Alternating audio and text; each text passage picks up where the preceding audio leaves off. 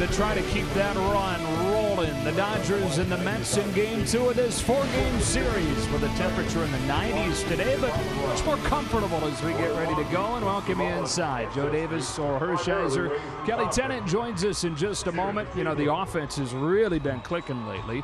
And over the last week, they have settled into this order where they have Seager in the 2 spot, Turner hitting 3rd, and Bellinger hitting cleanup. It's turning into a murderer's row, and consistently out there for this guy.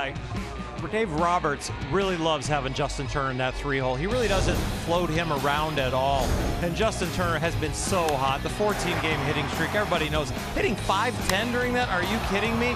The on-base percentage there, the power, hit his 4th home run, and last night was an amazing night for him. Reached base all 5 times he came to the plate. 4 runs scored, which was a season high. This guy has been really high.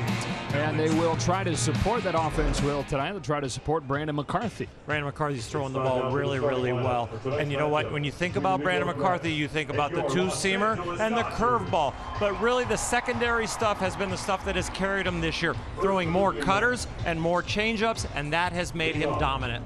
For more on McCarthy, let's go down to Kelly. Good evening, gentlemen. In Brandon McCarthy's last 5 outings, the Dodgers have only provided 8 runs for him. I talked to Dave Roberts about that earlier. He said obviously very unfortunate for Brandon, but the last 2 weeks, our offense has been clicking. 72 runs in 11 games. So I would say they're trending upwards to help him with some run support tonight, guys.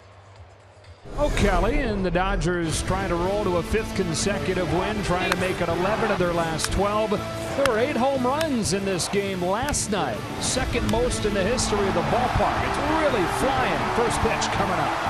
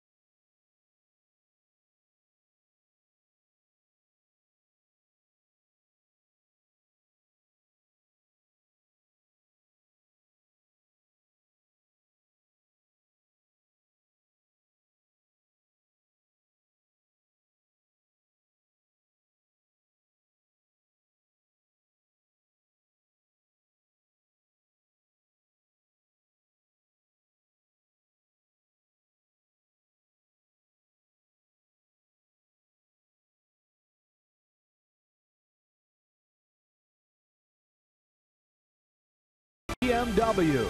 See a Southern California BMW Center today for exceptional offers, or visit SoCalBMW.com. The Dodgers and the Mets ready to play game 2 of this 4-game series from Dodger Stadium on a beautiful night for baseball. And it'll be Brandon McCarthy to take it for his 12th start of the year, and what has been his best year in a long time after battling through those injuries to the surgery. He's finally back to the guy that the Dodgers signed to that big contract a few years ago. Face off with this Mets lineup. It's brought to you by Honda. Different look to it from last night with a right-handed pitcher on the mound. Conforto leads it off. Jose Reyes, who took Kershaw deep twice last night, slides up from the bottom to hit second. Then Cespedes and Bruce. Lucas Duda bats 5th. TJ Rivera down from the 2 spot to hit 6th. Then it's Rene Rivera, Gavin Cecchini, and Robert Gesellman rounding out the order against McCarthy, who has been good all year, but especially lately. Oral, his last 5 games, he's got a 191, and opponents hitting below 200 against him. You know, we've gone from what do we get with Brandon McCarthy, which was the beginning of the season, to being excited about his outings when he takes the mound. He has been so consistent and so dominant. And it is the 2-seam fastball that he uses as his foundational pitch. But the cutter and the changeup have really excelled this year, and he's throwing them more often. And I think that's keeping hitters off balance, because especially with the fastball, making it go 2 different directions, it's easy to get back into counts when you fall behind.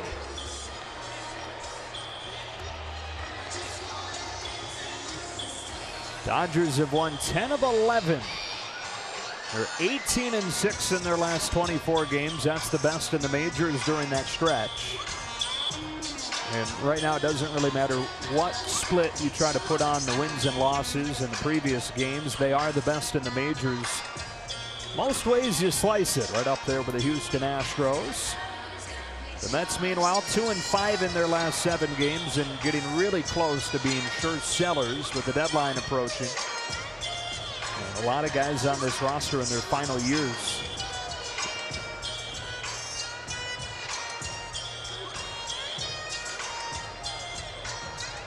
Clayton Kershaw having a look at the guy that gives you the okay that you can start the inning, because there's another broadcast team here with the timing going on. They're ready now. We're ready now. Strike 1. Away we go here in game 2. Conforto carried this Mets team for a time early this year when Yoenis Cespedes was on the DL, but he's struggling lately.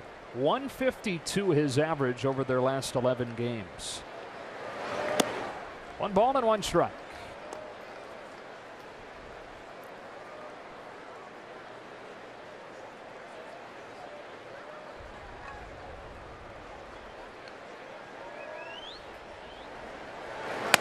That's the cutter in. 2-1.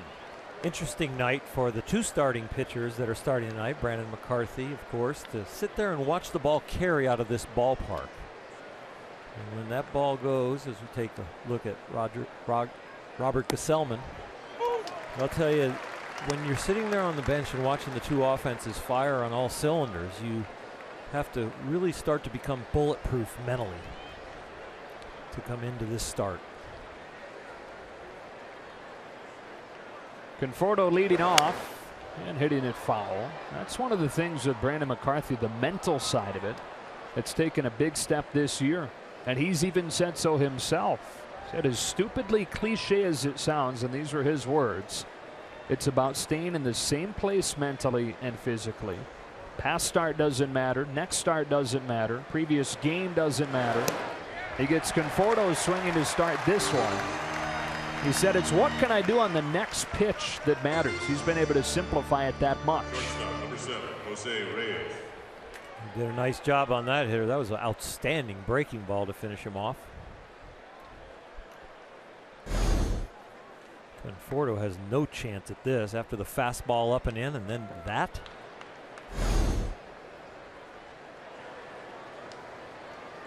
So with 1 out, it's Reyes.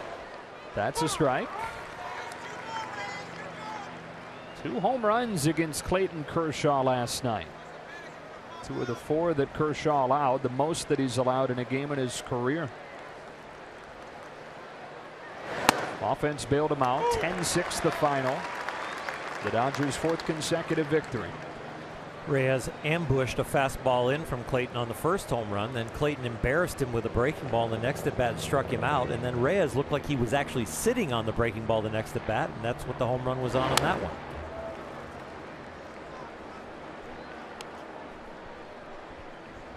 Eight home runs total in the game between the two teams. The Dodgers Stadium record 9 a few years back between the Dodgers and the Cardinals. 0-2. Protective swing. We'll do it again.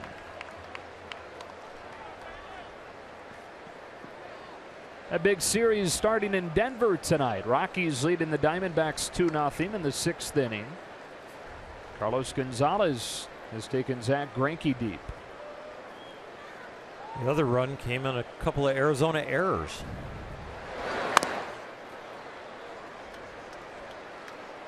Dodgers start this one a half game back of the Rockies, a half game up on the Diamondbacks. 3 best records in the league, all in the West. Who'd have thunk it?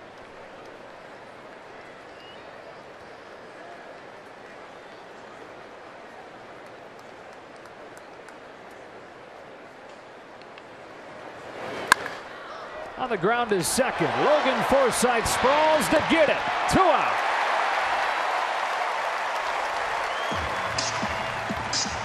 Has not been a moment this year where he's taken his slumping bat into the field with him. Take a look at the Carl's cam right here. Logan Forsythe ranging to his right, and a subtle thing that Cody Bellinger does as this ball comes to him at first. He charges it on the stretch. You watch Logan get up, has a little trouble getting it out, but he gets it to him, and look at Cody kind of come forward, give the illusion that the ball's already getting there, make that scoop. 2 guys with some good glove work. 2 up, 2 down for McCarthy here in the 1st inning, and it's Cespedes to the plate.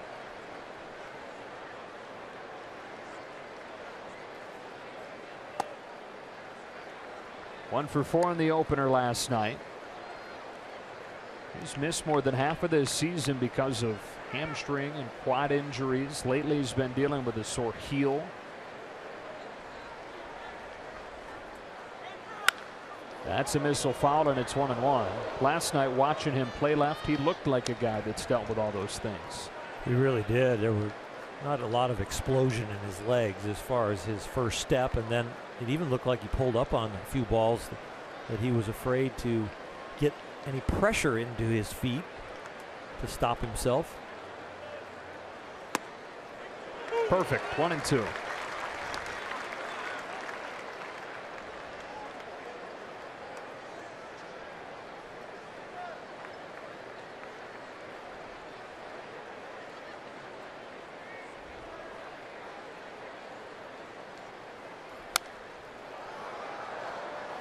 See Brandon McCarthy kind of stand on the rubber and fidget with his hat and stare down.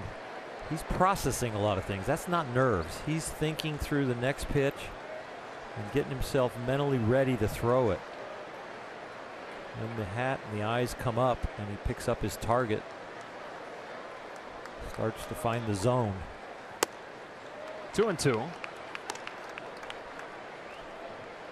And I think even Brandon would tell you, at times in his career, he's gotten too thoughtful, too analytical while he's pitching. Here's his 2-2 to Yoenis Cespedes, and it's golfed on the ground foul.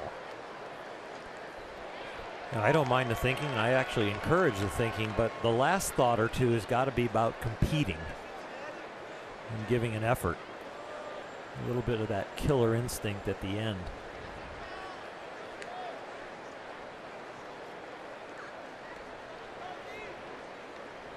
Strikeout and a ground out. And now it's gone full on Cespedes.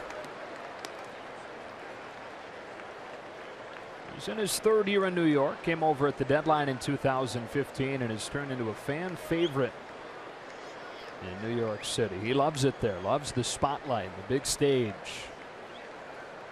Here's a payoff to him. A pop fly. At first, Bellinger. 1-2-3 to the Mets against McCarthy. And Robert Gesellman to the mound. His first time pitching here since he was a sophomore in high school.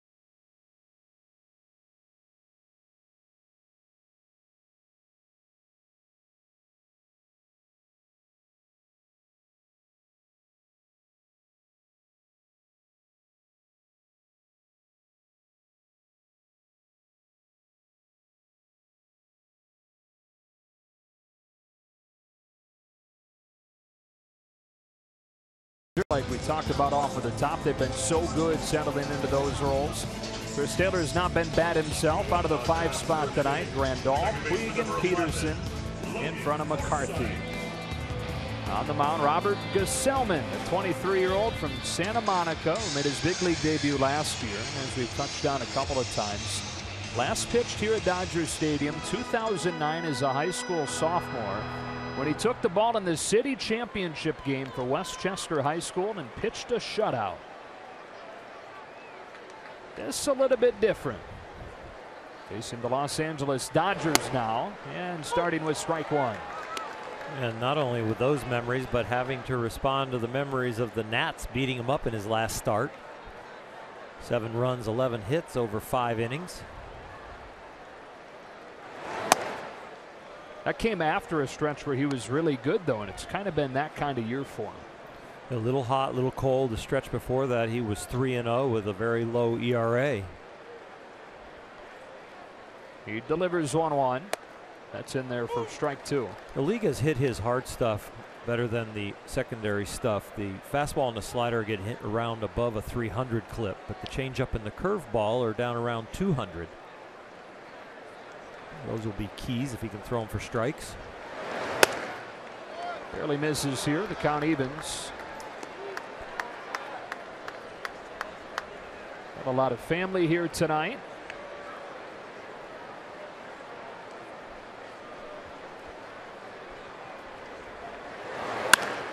Bounced up the middle, and Forsythe with a leadoff single.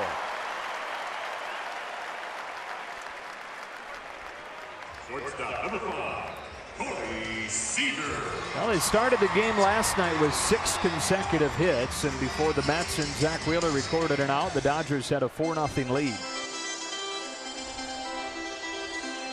Corey Seager had one of those first inning hits.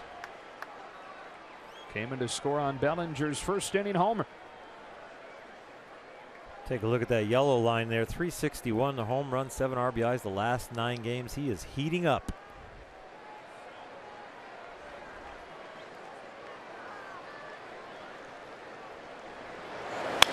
Goes after the first one, strike one. Talk about the family for Robert Gesellman in attendance. Couple rows of folks here. That includes his grandma Marilyn, who he's particularly close with. First time she's watched him pitch in a pro game. That's low, and it's 1-1. He says after every game, Grandma Marilyn has text messages waiting for him, always supportive. After every start, good or bad. And the nerves that family must be feeling watching him pitch here tonight. His 1-1 drifts away for ball 2. They don't look real excited yet. They're hoping for a double play ball so they can smile.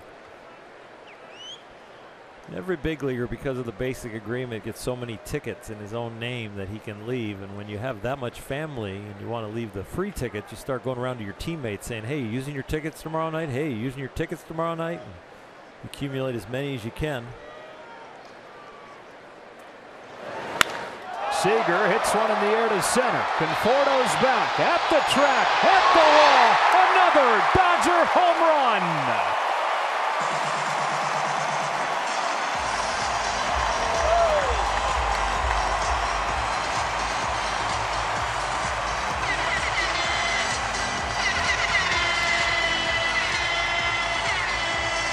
Seager's 10th, 2-0 in the blink of an eye.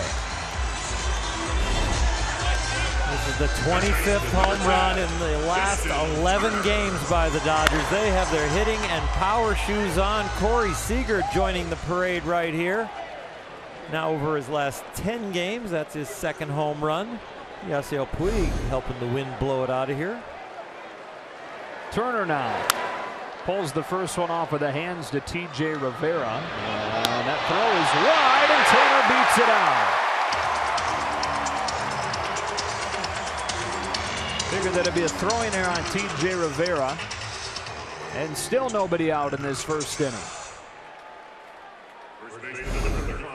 A nightmare for Terry Collins to have his starting pitcher get hit around with the home run and the base hit by Forsythe, and now the throwing error. They had trouble getting their first out last night, and they're having trouble again. So Cody Bellinger to the plate. We take a look at the Land Rover Performance Spotlight after a memorable night for him again last night. 9 home runs since June 10th. This is entering the day. That's more than the Rockies, more than the Tigers, more than the Phillies. Bunts the first one foul with a shift down. He will play the complete game, and it's not just a small shift. Reyes is the only one at deep short on the left side, so anything towards third base at all is a base hit. I wouldn't be surprised if he tries it again. First major league hit was a swinging bunt. Behind this one, and it's 0-2. He had a bunt hit in that same debut series in San Francisco. Between then and now, 21 home runs to lead the National League. Ball 1.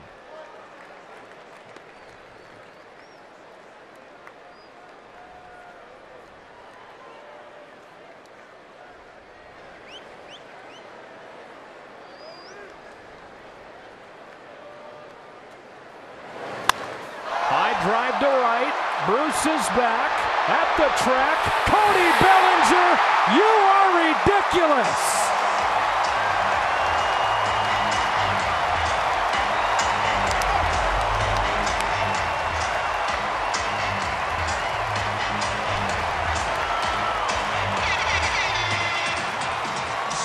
Will he ever wake up?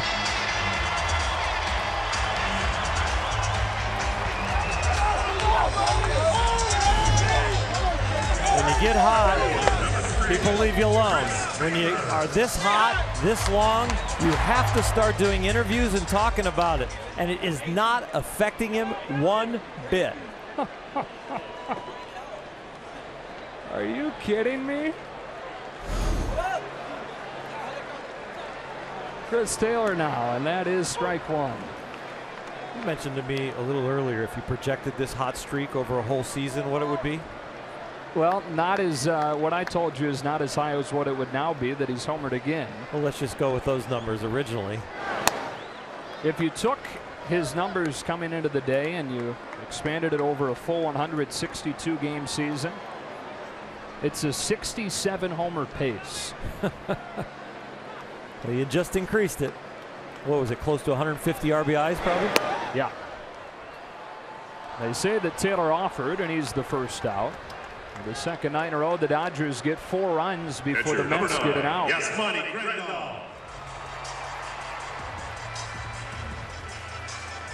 Cody hit a breaking ball, and yes, hitting a home run. He's got home run power, but one of the things he's doing with these low and in breaking balls that he hits, he's keeping them fair. Strike one on Grandal.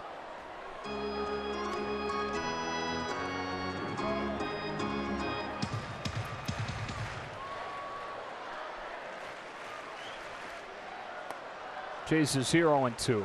Young hitters that are hitting, they get a little anxious. But breaking ball, and it's on the inner half. It's a little up, but it's not even close to being pulled foul. Very good patience waiting on that pitch.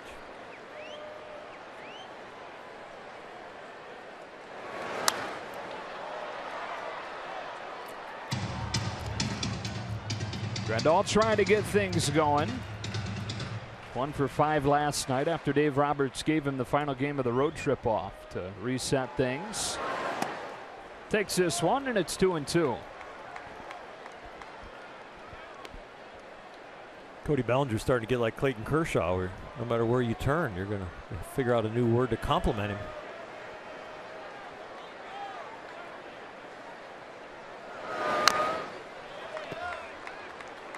"22 home runs in his first 52 major league games."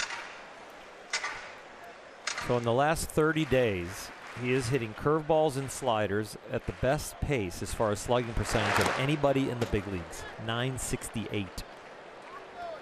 So young hitters usually are like, okay, they get to the big leagues because they can hit the fastball, but we're going to find some breaking stuff to get them out with. Not him. He can hit the fastball, and he's patient with the breaking stuff. Grandal digs that one off of the plate and singles into center.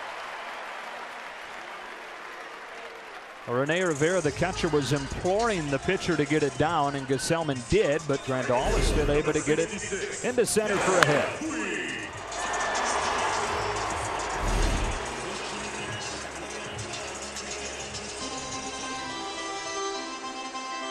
Different night, same story for the Mets starting pitcher. Zach Wheeler was chased last night, 7 runs through 2 innings. A first inning 4 spot here, and Puig comes up with a man at first and still only 1 out. Up and in, spilling him to the dirt for ball 1.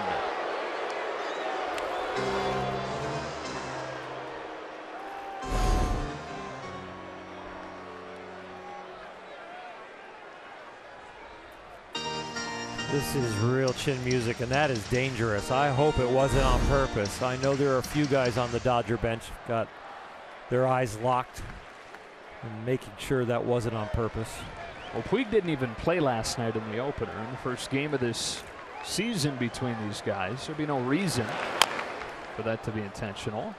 Well, there would be a reason to be intentional because of the way the Dodgers have been hitting and swinging so hard and hitting so many home runs. So you don't pick on a person. You just, like, enough is enough. I've got to loosen somebody up. And Puig just happens to be the guy they choose to do it against. Exactly.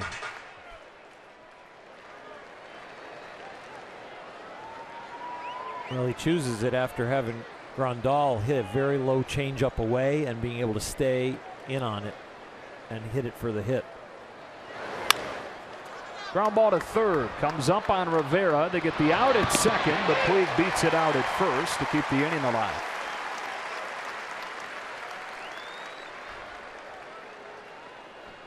Center fielder number 31, Jock Peterson. Fielder's choice ground out Puig, and 2 gone for Jock Peterson.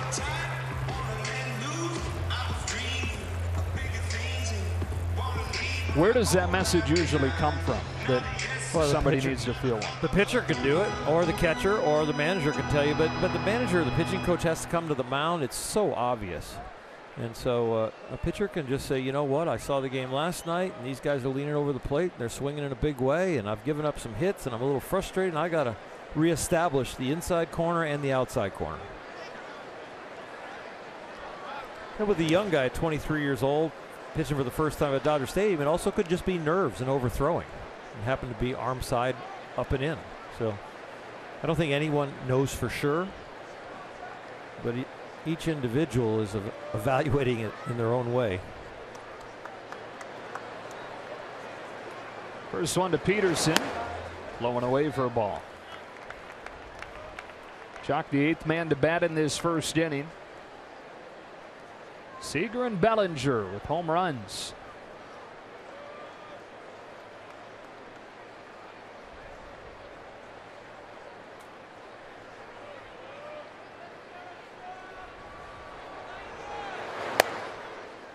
Two and out.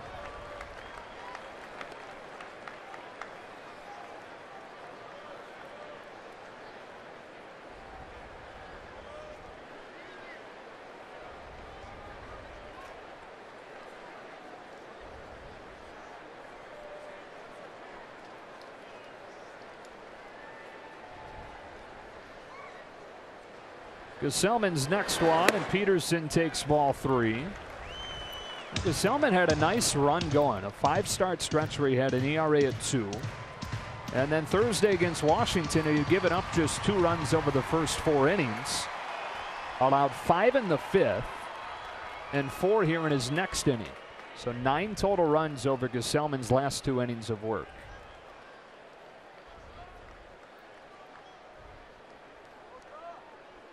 An ongoing nightmare for the Mets this year, especially the starting pitching. A 4-pitch walk, and the Dodgers get the pitcher to the plate for the second night in a row in the first inning.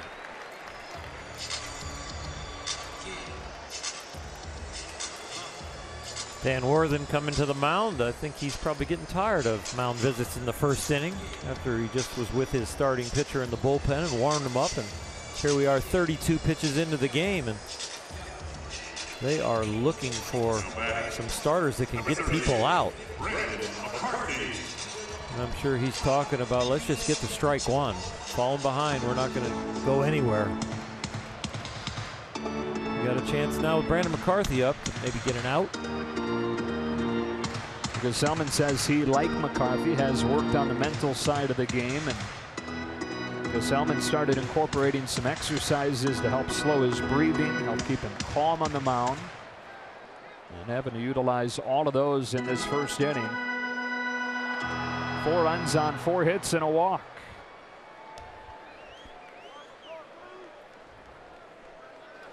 McCarthy 1 hit in 14 tries this year. Strike 1.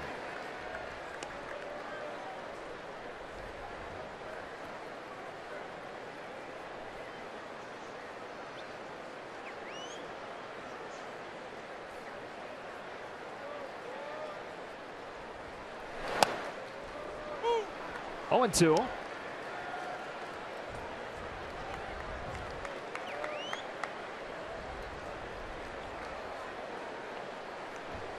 This will be the 35th pitch of the inning for Gesellman.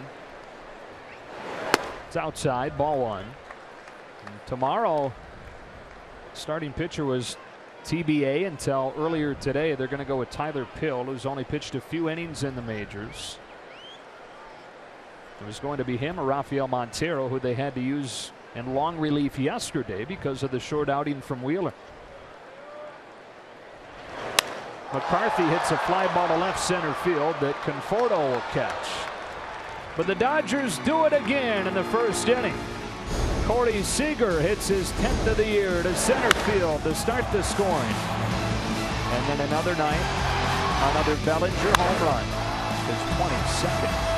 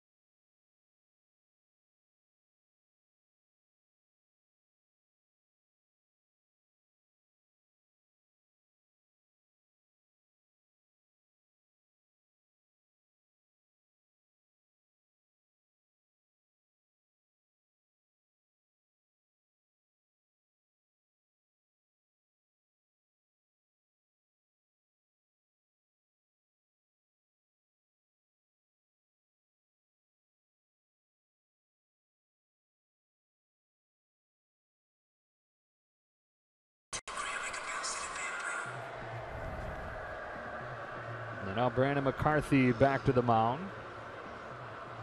Cody again doing it in front of his mom, Jennifer, who's back in attendance tonight and doesn't have a bad seat.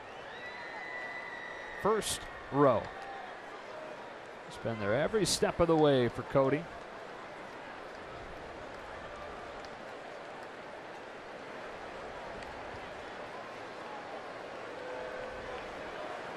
Second inning, Jay Bruce to lead it off for the Mets with the middle third of the order. And he takes ball one. Bruce has always been a really streaky hitter, and right now he's in a good run. His last 12 games hitting above 400 and 6 homers in those 12 games. That's a strike, 1-1. Bruce likely to be traded though this year. He's in the final year of his contract. Came over at the deadline last year from Cincinnati. 2-1.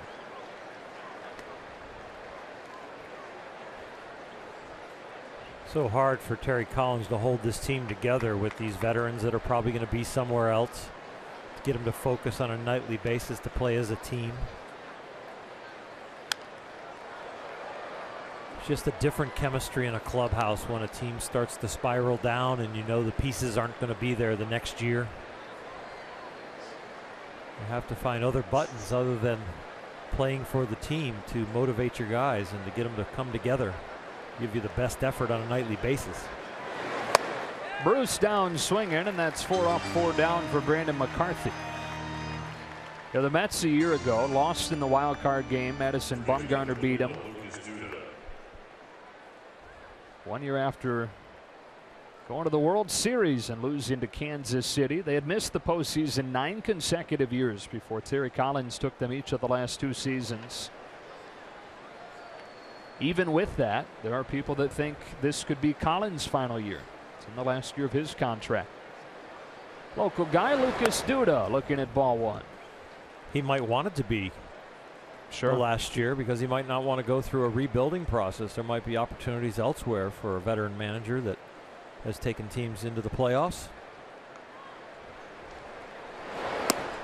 Sometimes you need a fresh voice, and sometimes you need somebody that has the energy and the endurance to bring a young team along if that's the direction the Mets head.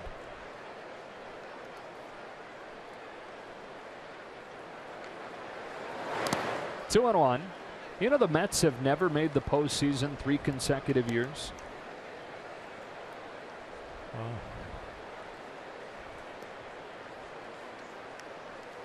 And it would take another version of the Miracle Mets in order to make it this year. Duda hits it foul, and it's 2-2. And they've got the deficit in the division at 10.5. A lot of times teams will look at the wild card as a consolation to a big division deficit. But the deficit there is even larger because of what the Dodgers and the Rockies and the Diamondbacks are doing in the West.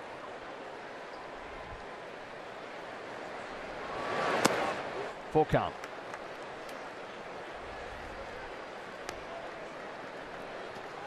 It's rare that in a season that wild card teams start to get this well defined, and that you really need to win your division if this is going to continue on. And we're getting so deep in the season, I'm sure the other teams and the other general manager are looking at like the West is where the playoff teams are coming from. Duda muscles a hooking line drive that Puig catches. 2 out. Yeah, perfect example of how odd this is, that it's so top heavy. Just look over at the other league. 13 of the 15 teams in the American League are within 3 games of a playoff spot.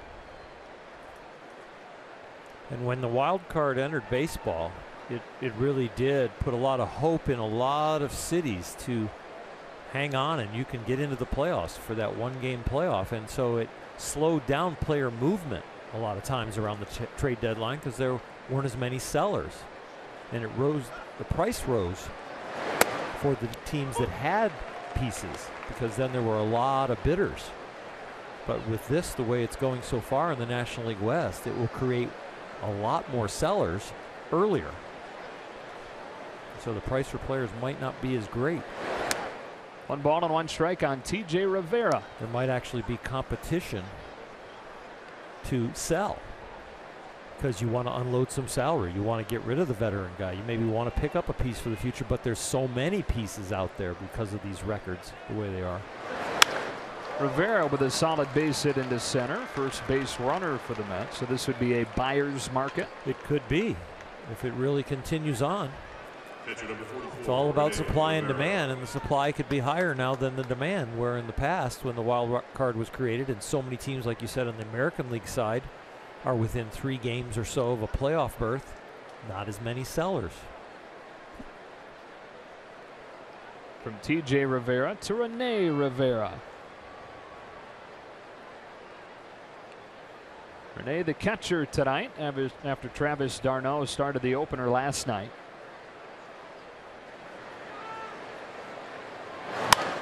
And he shoots one that's in for a base hit. Back-to-back singles with 2 gone here.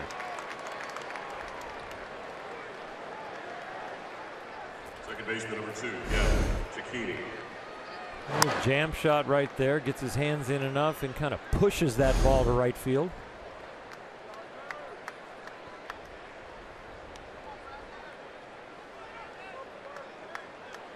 So the Riveras are 2 for 2. Everybody else 0 for 5.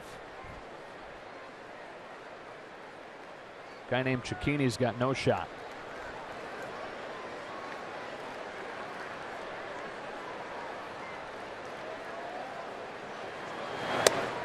That's strike 1.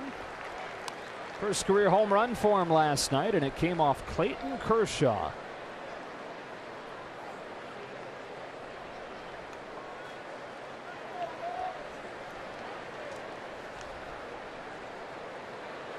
Two on, 2 out, second inning. Ball 1. The list of guys that have hit home runs against Kershaw for their very first career home runs, it is an obscure looking list.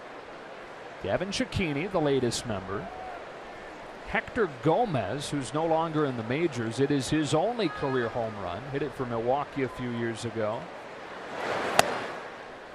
And Darnell McDonald, who played close to a decade in the majors and hit about 2 home runs a year.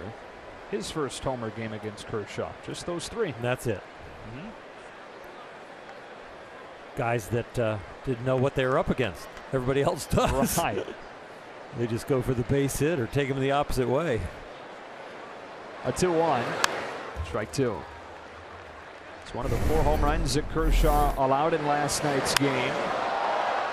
Only his 3rd career hit. Pitcher number 50, Rafael Montero.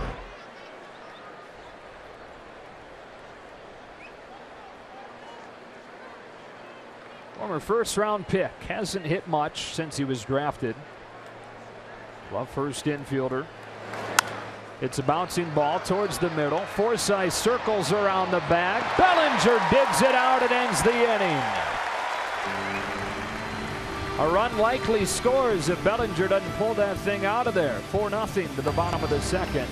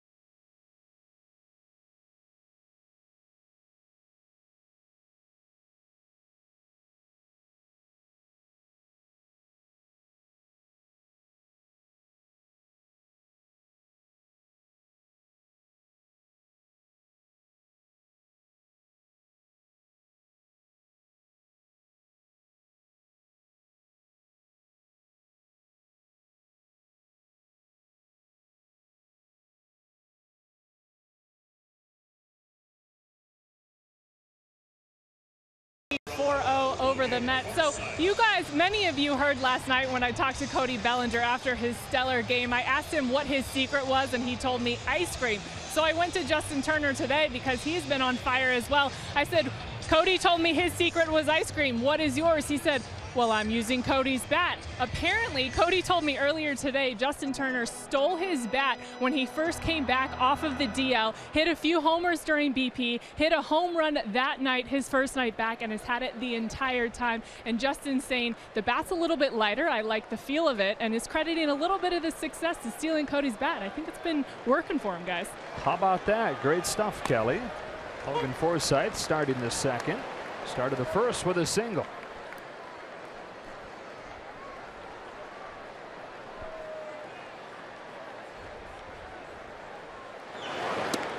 No balls, 2 strikes. That happens around the big leagues. Guys will be in a little slump or just want to try something new, and your bat company can't all of a sudden just make you bats and get them to you overnight. It might take 2 weeks to 10 days to get your bats in, and so you grab somebody else's and you go, hey, you got a few extra of these, or let me try it during BP, and if you like it, you've got to go with it until your bats arrive. Here's the 1-2. That's off, ball 2. Last year on June 6th, Justin Turner had 3 home runs. And then he started using one of Chase Utley's bats. It was a lighter model. It's a fly ball to right. Jay Bruce cruises back. Plenty of room for the first out of the inning. So 3 home runs over his first 2 months. Switches to one of Utley's models for a time. Hit 24 homers the rest of the way. I don't know why he starts out with his own bats. I know.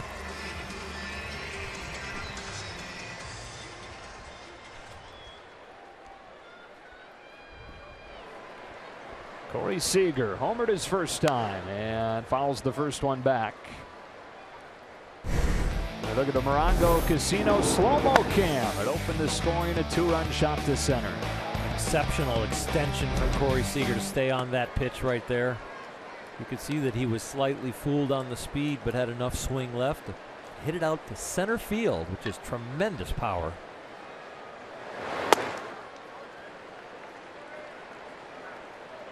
Like Turner, Seager took off at this time last year. He said it was harder than he expected, playing a full 162-game season for the first time. And while Justin Turner borrowed Chase Utley's bat, Corey Seager borrowed Chase Utley's advice on how to stay ready and stay healthy for that long of a year. Opposite field shot, a base hit. Cespedes knocks it down. Seager headed for second. That's a double. Homer and a double over the first 2 innings for Corey Seager. Halfway to the cycle, the hardest one's not out of the way. That's the triple. If that would have gotten by, maybe you never know on this one. But boy, the way he's hitting the ball right now, he's going to have a few more opportunities. The long fly to center for the home run, and the line drive to left center for the double. And Turner to the plate. This was ruled an error when he reached in the first inning. The wide throw from third. So Turner still looking to extend that 14-game hitting streak. Down the middle for a strike. He already has a 16-gamer this year, which is the longest in the National League.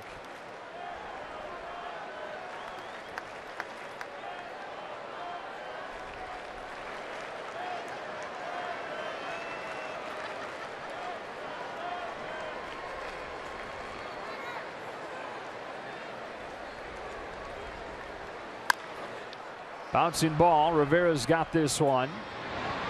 And this throws on target for out number 2.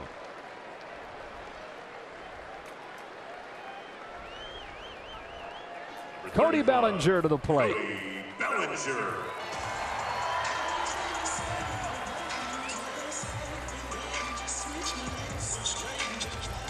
Well, with the 21 homers through 51 games. He homers in the first inning, and now they put him on intentionally.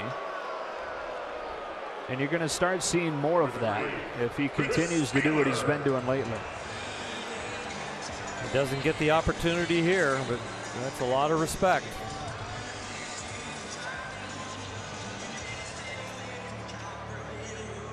They'll take their chances with Chris Taylor, who has an extra base hit in 5 consecutive games. Coming into this game, Gesellman has had more trouble with righties than lefties. But Terry Collins playing the hot streaks, not the handedness of the hitter. On the corner for a strike. Struck Taylor out his first time. That's the lone K so far for Gesellman.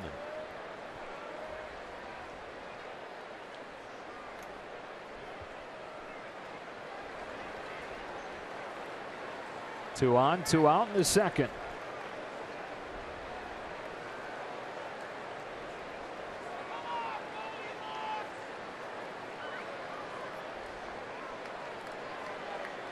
Dodgers 10 runs on a season high 17 hits last night. They already have 4 runs on 5 hits tonight. And the left fielder, Chris Taylor, takes a ball.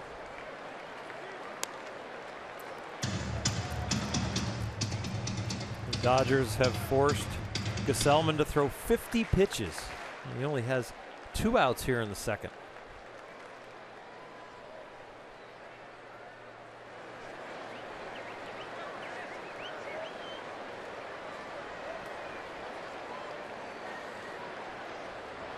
Lets the 1-1 fly. Taylor hits it foul 1 and 2. Diamondbacks have gone up on the Rockies. Back-to-back homers from David Peralta and Paul Goldschmidt. So 3-2 in the 8th inning in Denver. Arizona's won 7 in a row. Colorado's won 5 in a row. Dodgers starting the day a half game back of the Rockies.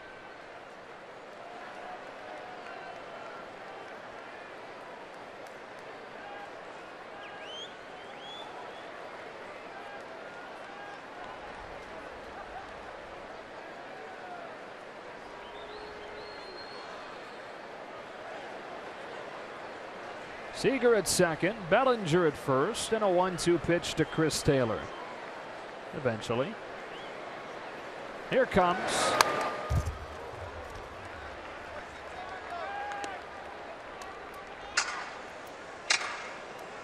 I thought it was interesting what you talked about yesterday with Chris Taylor and Turner Ward. How he doesn't always worry about him, and he thinks that this hot streak can continue with Chris Taylor because even when he swings and misses, that he's on time. You saw that on that foul ball right there.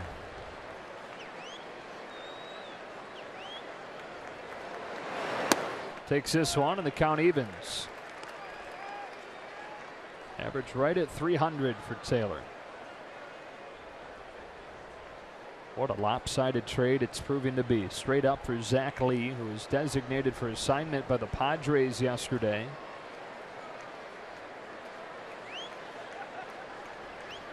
Now a 2-2. Full count. The runners will get a head start. The Chris Taylor trade, like we all knew it'd be called one day.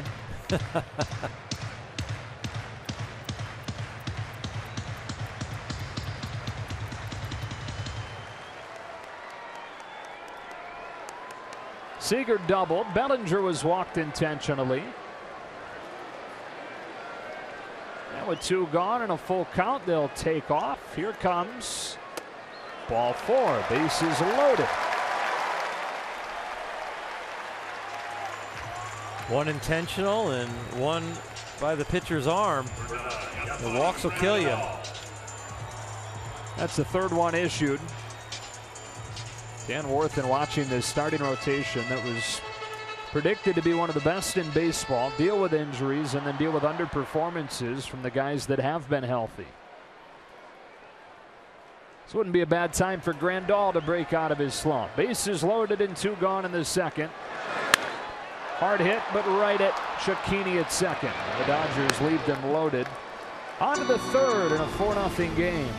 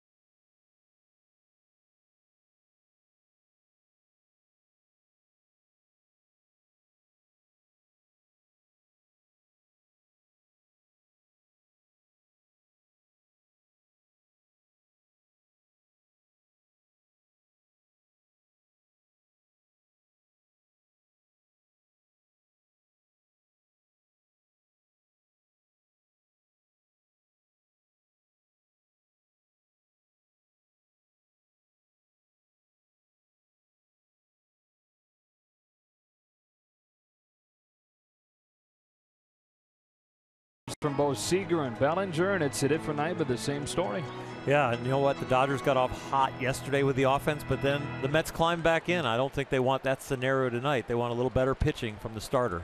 It's Brandon McCarthy in this one.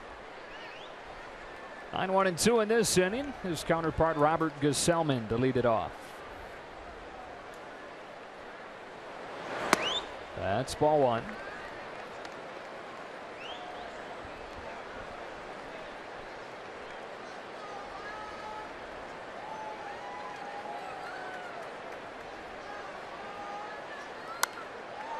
The Dodgers had Kershaw last night. They'll have Alex Wood going on Friday. And then you'd add Brandon McCarthy into that equation. This is really filling out as a nice top of the Dodger rotation.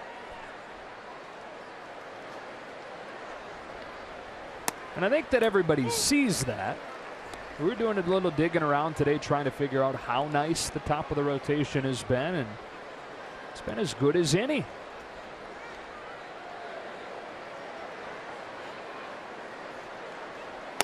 That tails in for strike three. It's interesting how this group got together, too, to be the top right now on the Dodgers, and then compare them around the league and look at ERA, the top three, and you compare the three Dodgers, Kershaw, McCarthy, and Wood, to other top trios. First in ERA, first in WHIP, which is walks and hits to innings pitched, opponent's batting average, and wins, which is a little subjective to team support, but I look more at that opponent's batting average and the WHIP and the ERA. They are the best. Second time through for the Mets. Here's Conforto. And strike one. Houston, the best record in baseball.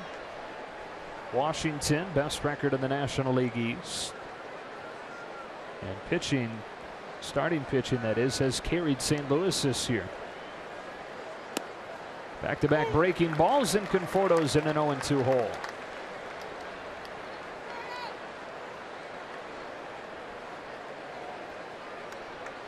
Those three continue like that. The narrative from the Dodger fans might change a little bit because they always already are talking about what are we going to do at the trade deadline? What are we going to go get? And a lot of people say, you know, we're going to need another ace. And then some people say, hey, we're going to need another bat. And other people say, well, we're going to need another arm in the bullpen. But that could narrow down the want list if the starters keep doing what they're doing. On clip Conforto, and he will reach base here with one out. You could hear it, but Conforto sure didn't react like he got hit. Almost as if he didn't want the base. He wanted to stand there and hit.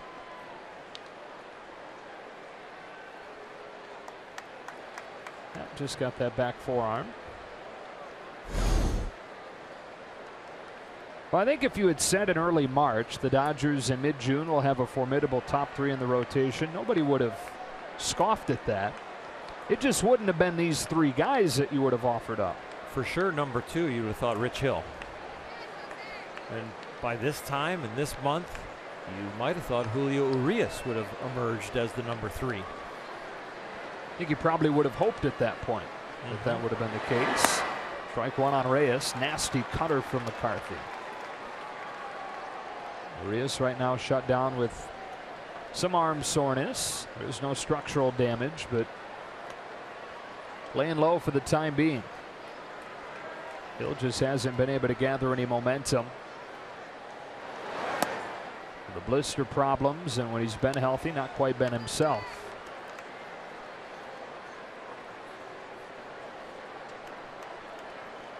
You think about the trio now, there's no debating Clayton Kershaw was going to be at the top and is performing as the ace. But the other two really came here by hook or crook.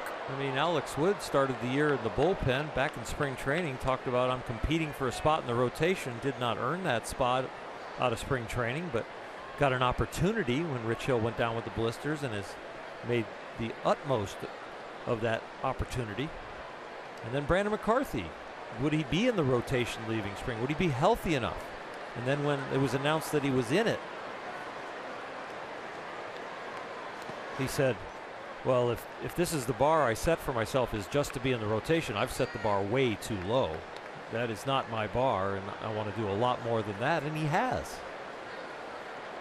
So really the other two other than Clayton have really had to pump themselves up and tell people around them that this is not about, oh, just being on the team or having a certain role, being a role player, a role pitcher. Reyes smacks a bouncer to Seager at short. He'll step on the bag and throw in one motion for an inning-ending double play. Off and rolling at Dodger Stadium in a 4-0 game.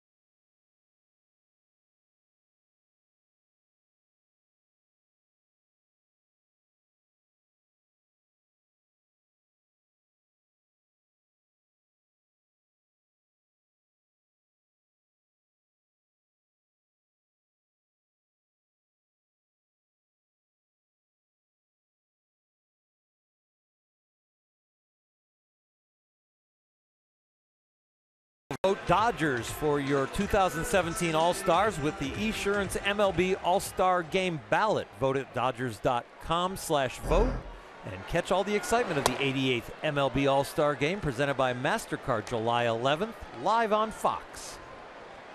Yasiel Puig leading off this third against Robert Gesellman, taking ball one, and the next one comes home. It's fouled off, and Rivera crumbles down to the ground. I don't see exactly where it got him. Inside of that left knee, maybe?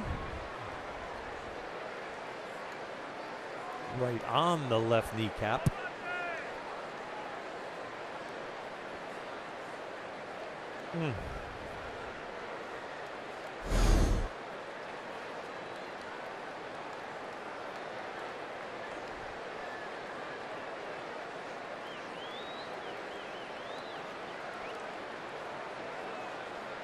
Travis d'Arnaud, who has spent time with Rivera at catcher this year, watching closely, see if Rene is able to keep going.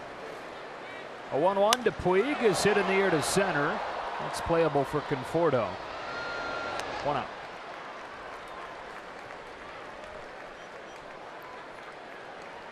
Number 31, Jock Peterson.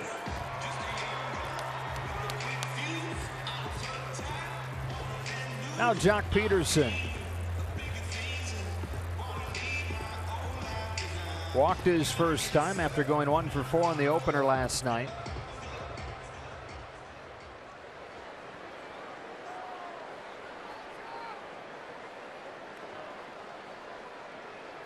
Facing the local guy, Gesellman home with the first pitch, and that's ball one. Out of Santa Monica, and then played his high school baseball at Westchester High School, just above the airport when you're looking at the map. Curve is in, and it's 1-1. Best sport for much of his life. He was a captain of the basketball team as a point guard. Won a state championship in high school. He's a huge Lakers fan. Loved Kobe Bryant. He was his guy when he was growing up. And then he was a star midfielder in soccer. As good of a hitter in baseball as he was a pitcher until his final couple of years of high school. Gently hit along first. Duda will take it to the bag. 2 gone. In fact, in his senior year, Gesellman hit .550. And most guys that go on to pitch in the majors and have professional careers were good hitters as well, but he was really good in several different sports.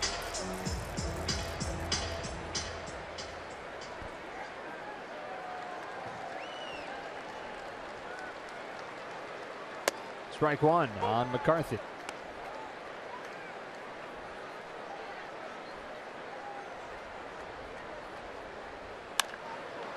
Bounce to second, and Gesellman works his first 1-2-3 inning of the game. Into the middle innings, 4-0.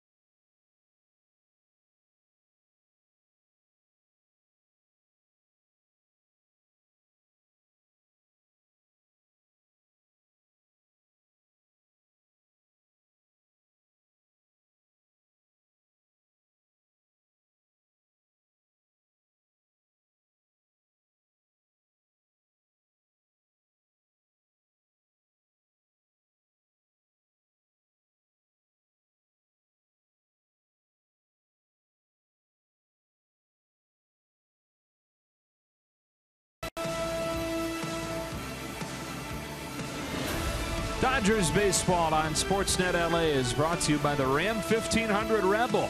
Experience the power and toughness of Ram at your local dealer. And by Jack in the Box.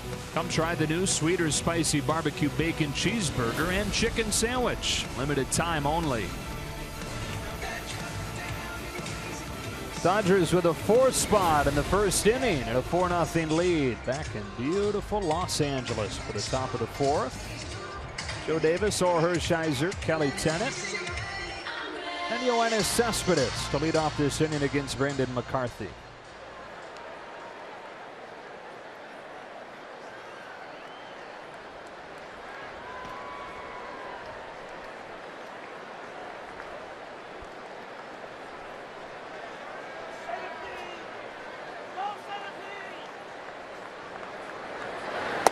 Cespedes was kind of a young legend in Cuba as he grew up dominating some of the younger leagues there and then out of the national teams.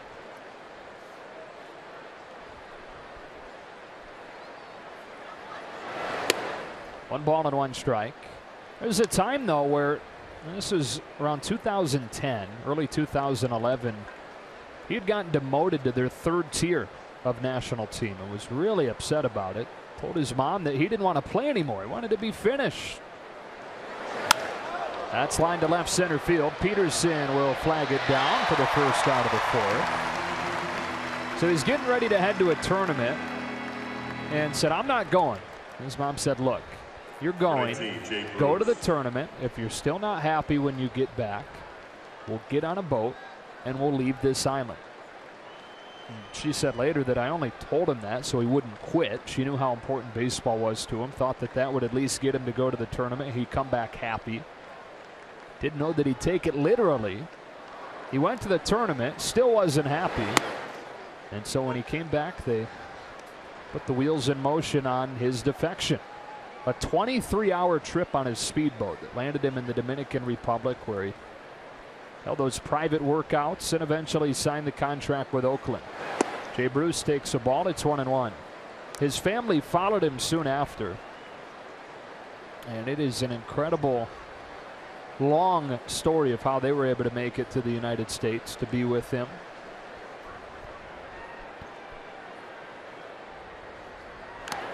One ball and 2 strikes. It's amazing reading about the different stories of guys and what they go through to chase those dreams, the risks that they take to make those dreams come true.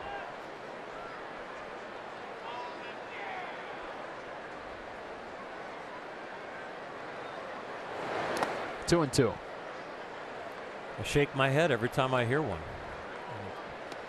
And they're all so different, but they all have tremendous risk. It's one thing to risk leaving and your own value of your own life be at risk, but I think you're leaving your family too. It's a pop up. The shift was on, so long runs for Seager and Grandal, and neither will get there. Still 2 and 2. The chance that you would never see your family again, the chance that you're not going to make it through the ride of whatever vehicle, whatever boat you're going to be on to get off the island. That you're going to get caught even before you get off. Somebody's going to hear about the plan, and then you're going to be locked up. And that happened once with Cespedes, where he aborted the plan when he saw some of his family members getting arrested before he got out of the car to get onto the boat. A full count on Bruce. Same thing with Puig. He had several failed attempts before he successfully defected when he was 21.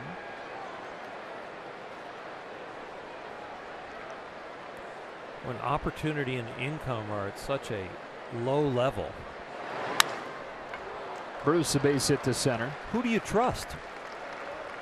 You know, who do you trust in your circle to even develop the plan and wonder if they're not on the other side just so that they could make a little income reporting on you?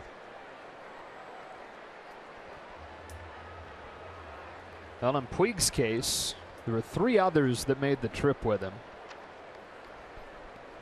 One of them was a boxer who had similar dreams of succeeding outside of Cuba. The other one was a priest. They would drive during the day, then go on foot during the nighttime, hiding during the day a lot of the time. Here's Lucas Duda. That's in for ball 1. Speedboat for Cespedes went to the Dominican Republic. Puig's speedboat went to Mexico.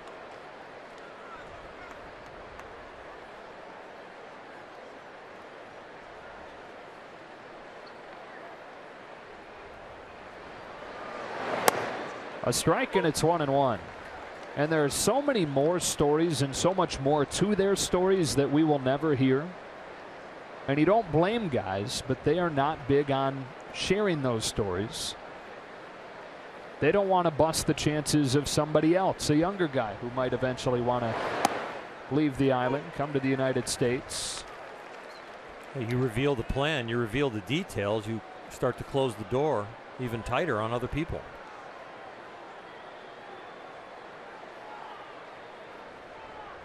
A ball and 2 strikes on Lucas Duda.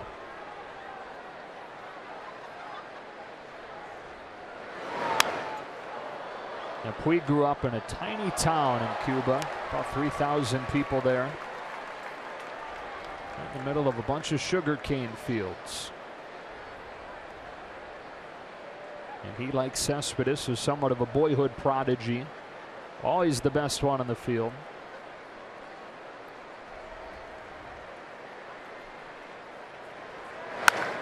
Line to second, caught by Forsythe. 2 out.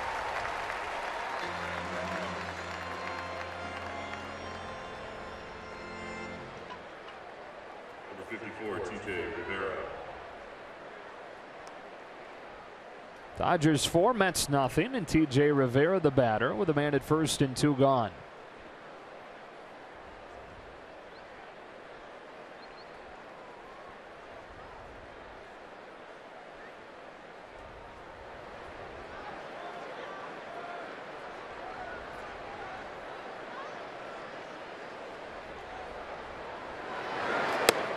Off speed for strike 1.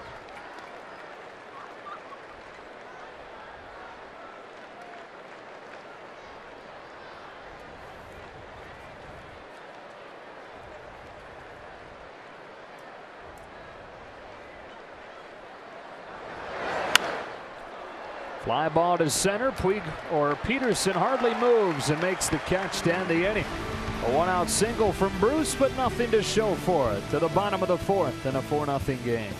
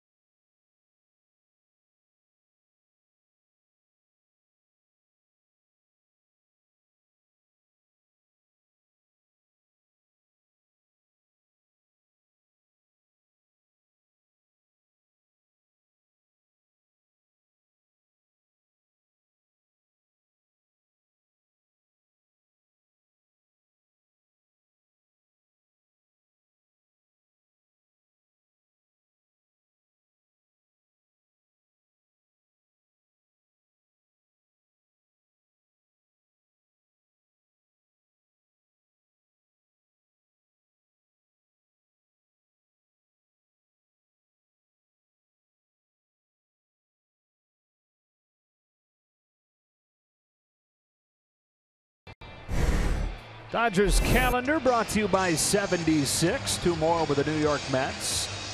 3 with the Rockies, who are 3 outs away from taking the series opener from the Diamondbacks. Come from behind again for Colorado. Nolan Arenado again in the middle of it. That's ball on Logan Forsythe. Diamondbacks had taken a 3-2 lead, and then Arenado in the bottom of the 8th inning tripled home Blackman and LeMahieu to tee up Greg Holland in the 9th with a 4-3 lead. 1 ball and 1 strike. It wasn't a cheapie on the triple either. He bounced it right off the wall, right field.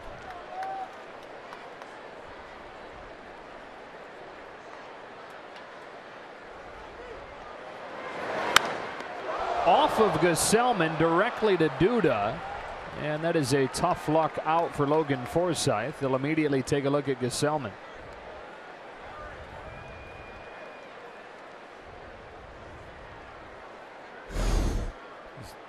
Forsythe just picks on the high fastball, and whoa, off the inside of the foot there. Landing leg, which is, you're going to have something get hit. You don't want it to be the landing leg. That takes all the pressure with your delivery. That's what has to stay stable through your release point, where if that's not in good shape, the vibrations, the pressure go up your body to your arm. Back leg, you can get it wrapped, you can have pain, and you get off of it as you throw the ball. But that front leg is the one you worry about. Isn't your front leg still, like yours in particular, larger than your other leg? For sure. Yep. Just from, I think the equation something close to like 6 times body weight when you land, the pressure you put into it. Here's Seager. Strike one. You got to get the pants custom tailored? No, not anymore. Was there a point when you did? In order to, you just have to buy larger pants, or you get pants with the 3 pleats.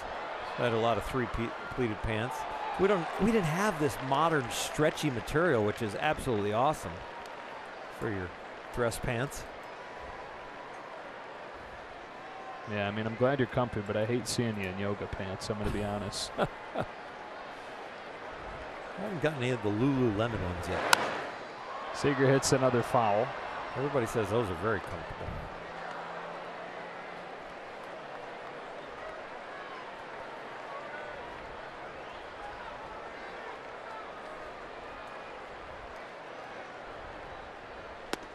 One ball and 2 strikes. They've gone final in Denver. Rockies take the opener from the Diamondbacks 4-3.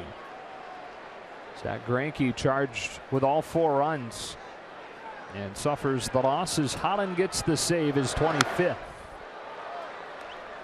And so the lead in the division back to a full game for Colorado as they've won 6 in a row. They're 14-4 in June.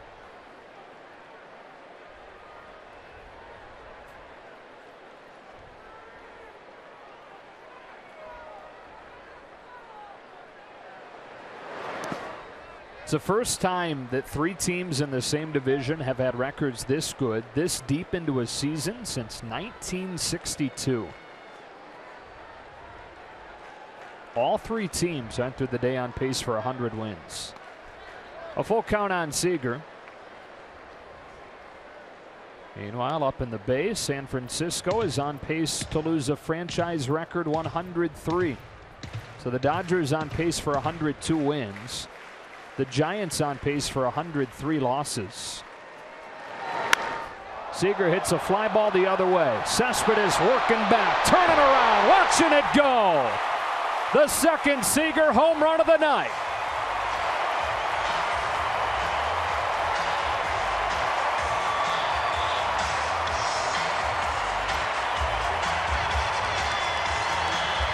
Two home runs and a double. Have a day, Corey Seager. Check out the Audi pitch cast.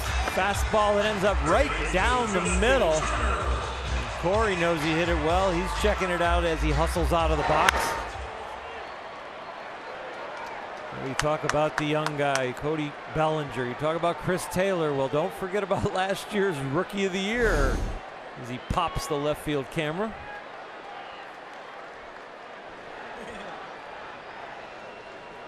$11 now for Seager.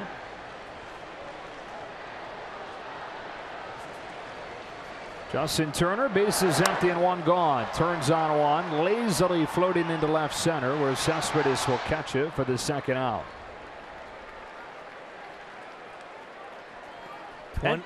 Go ahead. 26 home runs for the Dodgers now in the last 11 games. I looked it up today. They were 7th in the league in home runs hit now, and they were near the bottom a month ago before Bellinger got here. Yeah, I was going to say, then Bellinger happened.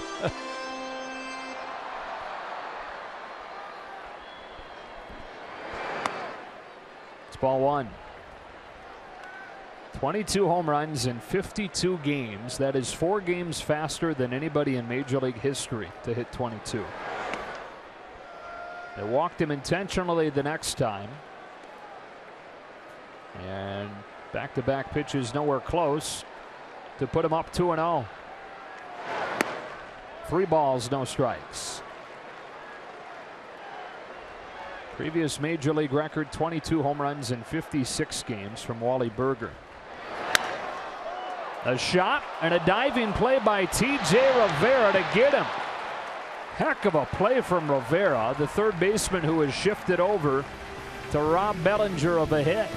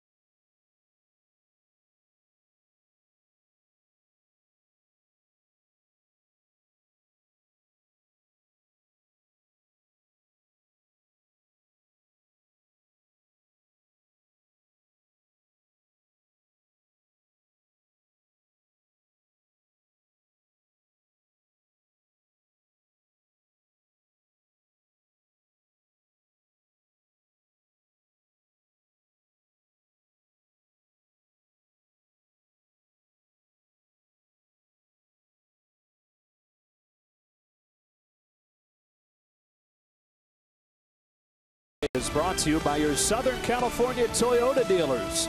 Get the Toyota truck of your dreams at Toyota's Summer Drive Sales Event. 4 in the first and 1 in the fourth for the Dodgers. They lead 5-0 as Rene Rivera gets ready to lead off the fifth against Brandon McCarthy. 4 shutout innings from McCarthy tonight. 3 strikeouts, no walks. And Rivera has 1 of the 3 hits against him, all singles.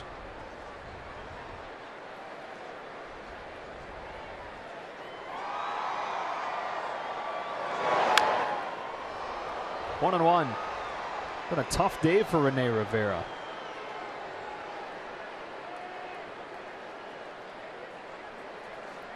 He got a foul tip when he was catching on his left kneecap. I think this one got the same leg, but on the inside this time. Oh, oh my.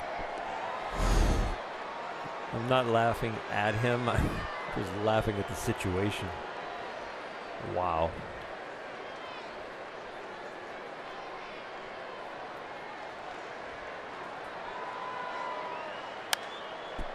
A pop-up. It'll be Peterson.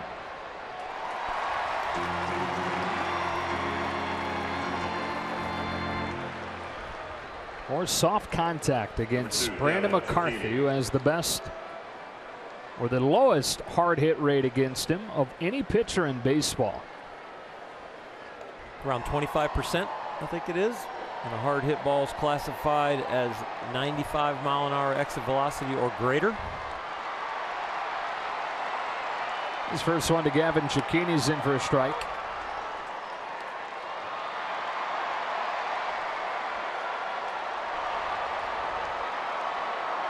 Ground ball percentage has also gone way up for him.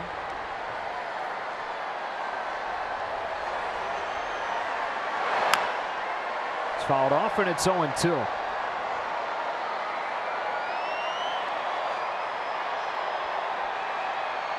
We've talked about the increase of the use of the cutter for Brandon McCarthy, and a lot of times that's the goal of a cutter, is to induce that soft contact. He knew about this formula and actually experienced throwing the cutter more earlier in his career, but got away from it. Fly to right. Puig started back and can't recover. It's a 1-out single. Take a look at the years and the percentages of the pitches that Brandon McCarthy has thrown, and he has reverted back to a form where he is throwing more and more cutters now. So it went down from 14 to 16. Prior to that, from 11 to 13, was throwing some cutters at a higher rate and was seeing a little bit of success, but has really found success by reversing that 13% of the cutters to 31%. Robert Gesellman squares the bunt, pushes it towards first. Bellinger will sidearm it to a covering Forsythe. To second goes Cecchini. They started tinkering with the grip on the cutter this spring, and was chatting about the pitch with a friend, he said, over a bottle of wine. Eventually they went in the backyard, they started toying around, and something that night clicked for him. Took it into some side sessions with Rick Honeycutt and perfected that new grip that he found over the bottle of wine, and has carried it into this season. Runner at second, 2 gone, and Michael Conforto the batter. Ball 1.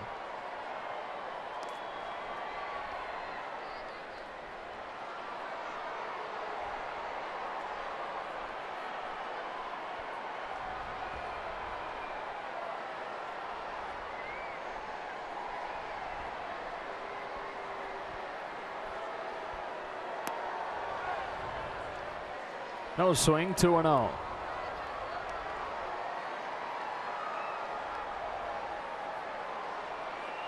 "33 years old, originally from here, from Pasadena. Grew up a big Oral Hershiser fan. Who didn't?"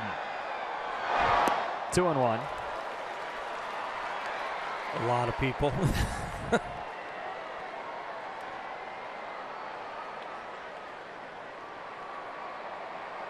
Family moved to Colorado. But here he is back with the Dodgers, back in Los Angeles.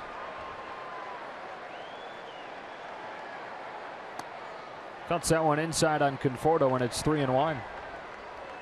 Debuted way back in 2005 in a spot start for the White Sox. Mostly as a reliever his first 2 years, and then he battled through those injury problems. The shoulder blade that carried on for a few years, the elbow tendonitis. There's the moment in 2012 where he almost died on a baseball field with a line drive from Eric Ibar off his head. Fractured his skull, brain surgery, life-saving surgery. It's Walk Conforto, and the Mets have him at first and second with 2 out. And so Tommy John, yeah, that's tough. But when you've almost died on a mound, having your elbow operated on probably doesn't seem as big of a deal.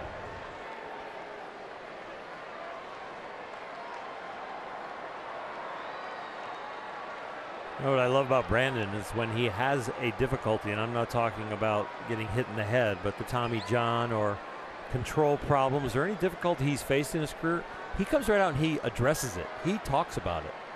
He doesn't avoid the headlines and make excuses. Here's Reyes. Sharp breaking pitch for strike one. And he broke new ground when he talked about the yips. Very few people will ever experience the yips and then come out and admit to having them and then conquer it.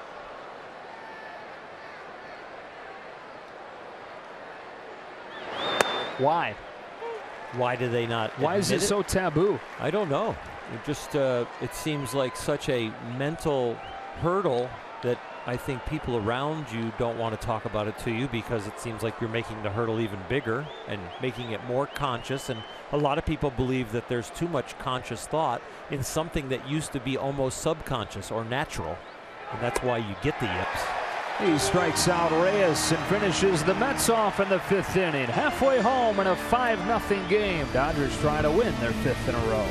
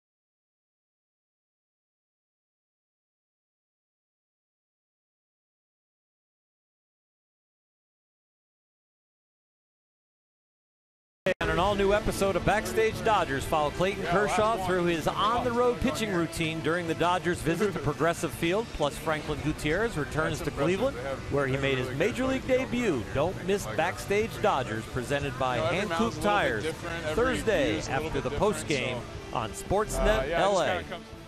Looking forward to watching that one. They're all good, but peel back the curtain on Clayton Kershaw. Chris Taylor starts the fifth against Robert Gesellman and is in front of the first offering. Strike one. Strikeout and a walk for Chris tonight. There's an extra base hit in 5 games in a row.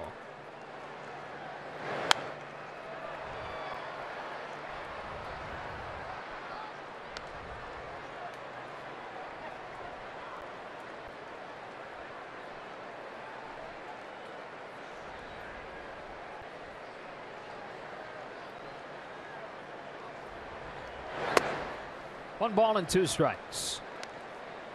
Chris not a big guy now, but as a high school freshman, he was 5'1", 110 pounds.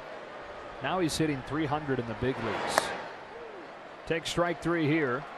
It's the second time that Gesellman's gotten him on the outside corner. One away in the fifth.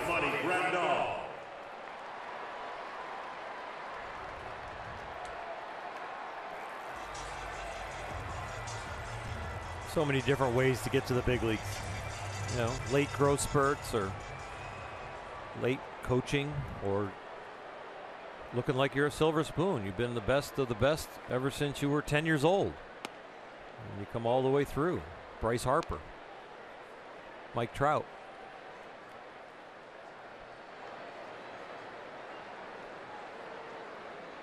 And there's the late bloomers too, though. Grandal hits it foul, and it's 0-2. Very late bloomer. I was cut from my high school team till my junior year. I was cut from my college team until my junior year. That was a powerhouse, though, Bowling Green. You can see why. And 17th rounder, you're more of a suspect, not a prospect. And what you mean by that is that suspects kind of fill out the rosters. If you've got 2 or 3 prospects on your AA team. It's a shot down the left field line towards the foul pole, and Grandal keeps it fair for a home run. Talk about waiting back on a pitch. 7th home run of the season for him. And the Dodgers, for the second night in a row, have hit 4 home runs.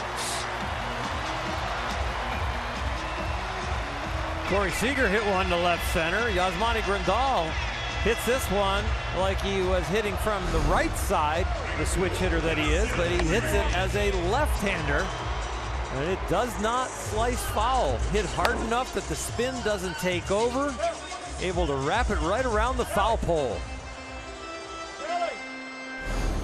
Boy, had some late spin into it, though, didn't it? I think faded at the last moment. Puig now drills a shot to right center field. That will get to the wall. Yasiel with a 1-out double.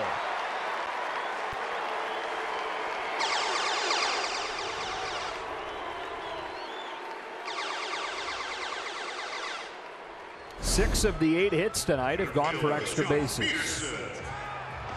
This is a beautiful line drive, a great piece of hitting from Yasiel. Rounding first, watching that ball picked up cleanly, just cruised into second.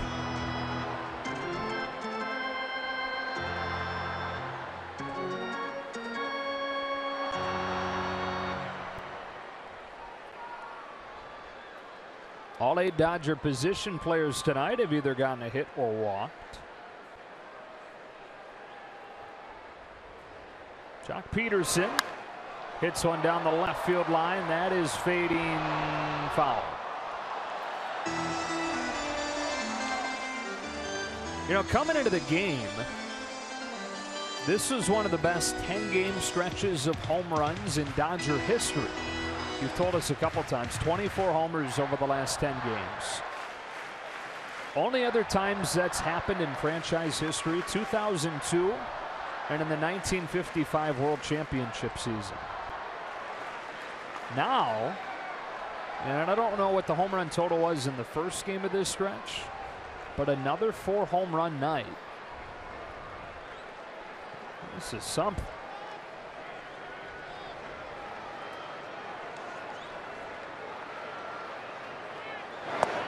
One and one. Either way, it's 28 homers in 11 games.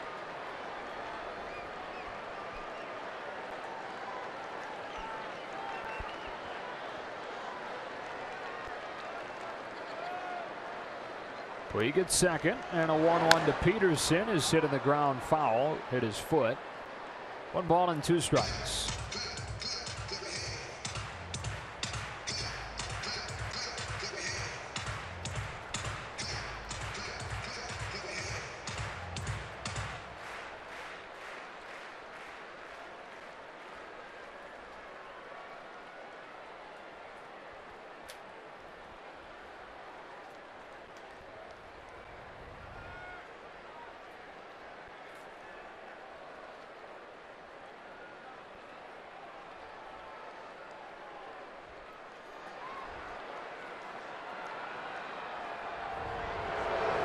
Two and two.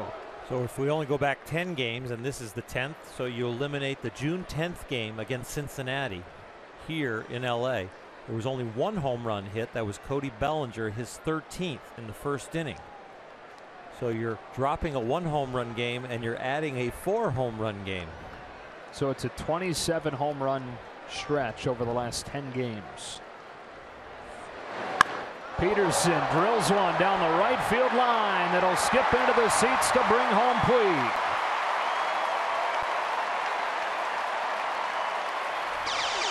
That is 7 extra base hits for the Dodgers tonight. It's a very smooth swing by Jock Peterson. There is not extra effort here. This is rhythm and just squaring it up. And the ball was hit hard enough to be a home run, just hit directly on a line for a 1-hopper for a double. Terry Collins making the long walk out there to remove his starter earlier than he'd like for the 2nd night in a row. Robert Gesellman able to bear down and get him 4 1/3, but that is it. Into the bullpen in a 7-0 game in the 5th.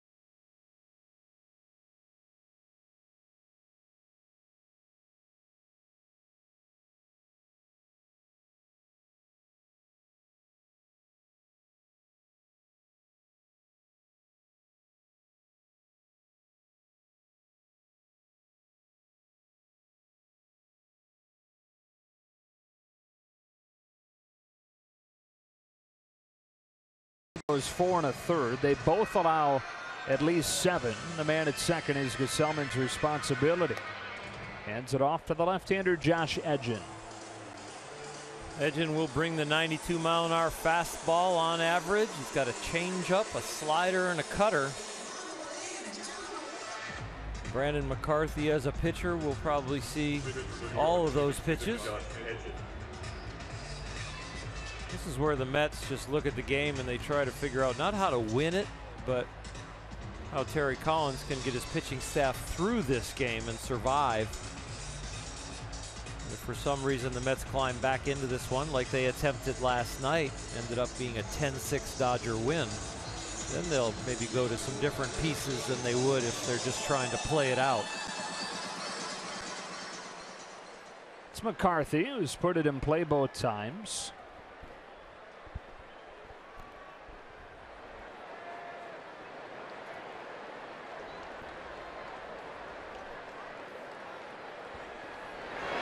As you have said many times, that is not a bad equation for a pitcher at the plate. Just put it in play, make them work.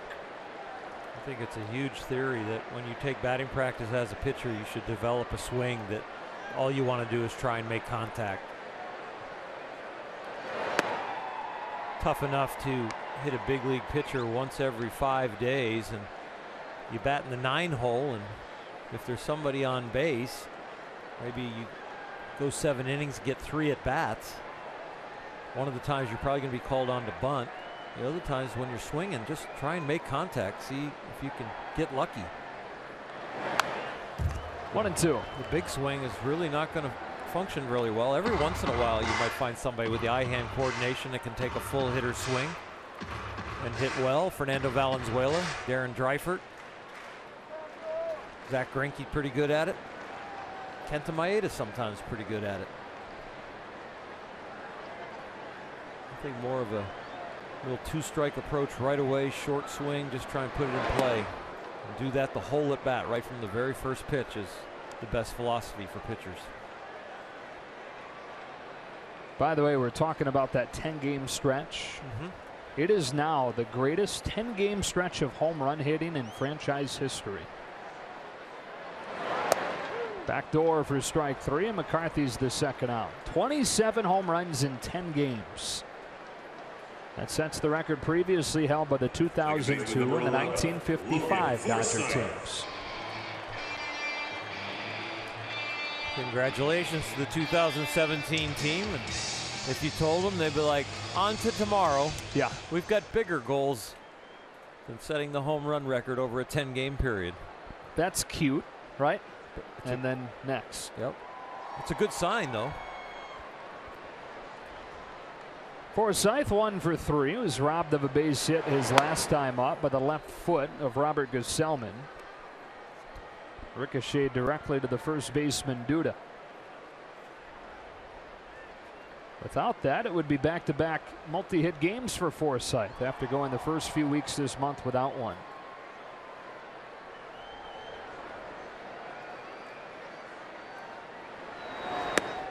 1-1. A few storylines to look forward to the rest of this game. How's Brandon McCarthy going to do with that 0 in the Met column? Corey Seager on deck, going for his 3rd home run. Might get another couple shots at that. And how about Justin Turner trying to pick up a hit for this 15th game in a row? You're making up for hurting our ratings last night by giving Clayton Kershaw's $9 million and 0 record when they get 4 runs of support, telling them to turn it off in the first inning. There's still reason to watch in this one. I think Clayton Kershaw, what is he, 94 and 0 now with 4 runs of support or more?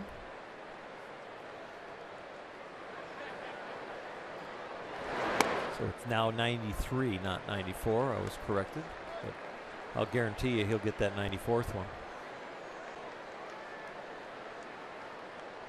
Next start for him Saturday night.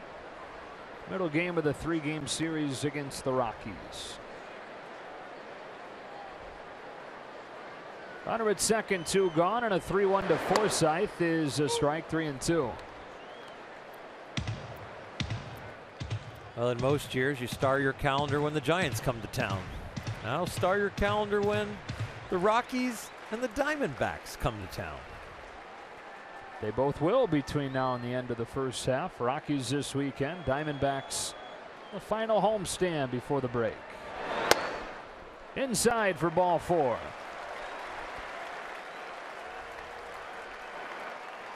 Corey Seager, 2 home runs and a double tonight. We look at our Arco top-tier play. Started the scoring with a 2-run shot. Somehow hit that ball out to center, despite reaching out over the plate the way he did. And then went to the opposite field with his second home run.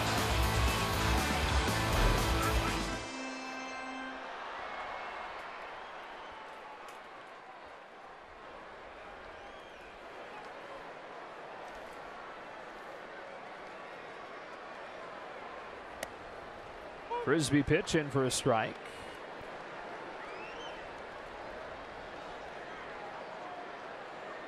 Had a 3-home run game last June 3rd against Atlanta. Have a few opportunities to chase that tonight.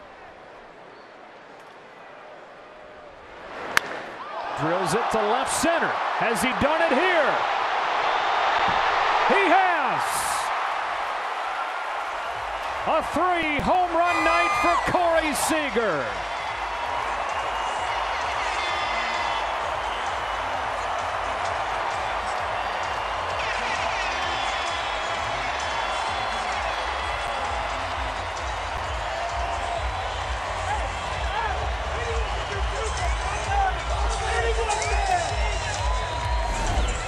Coming into this at bat, 3 home runs off of left-handed pitchers this year.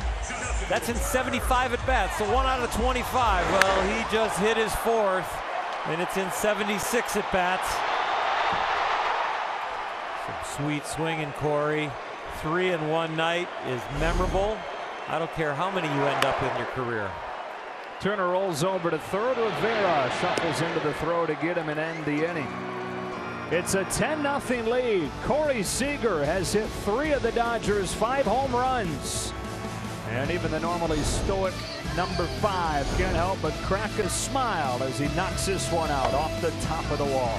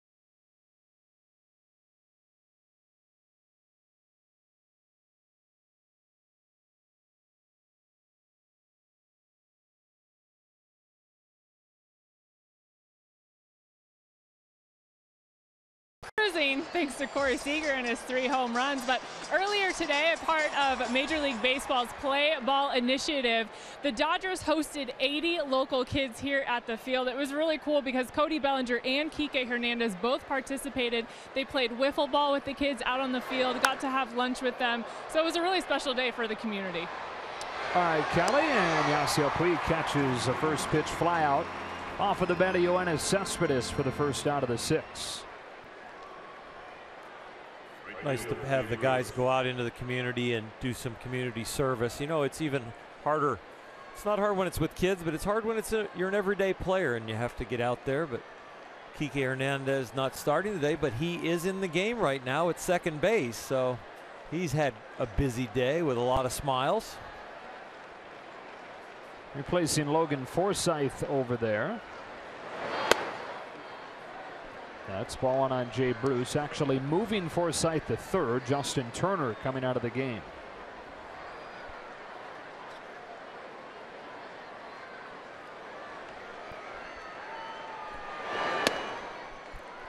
One and one. And so that means Justin Turner's hitting streak will end at 14 games with an 0 for 4 tonight.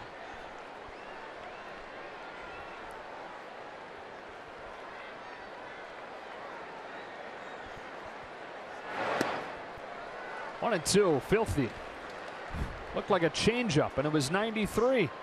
And he was going fastball in with a two-seamer to kind of off the hip to the corner, and just threw it at the corner and it went down. But who cares where that one ends up? If it's near the plate, you can't hit it.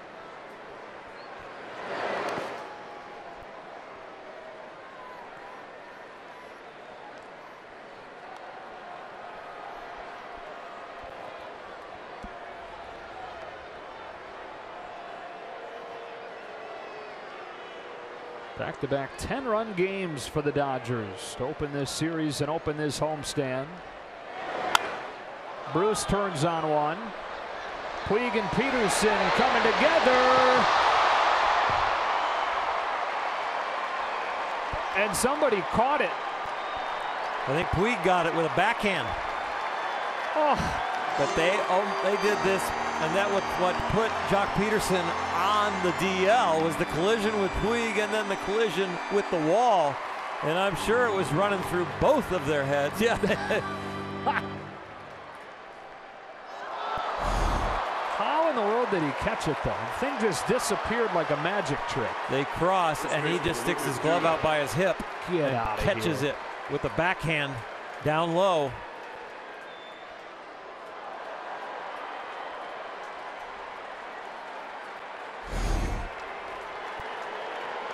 And as they're seeing the replay on the video boards here, the Puig chants showering down.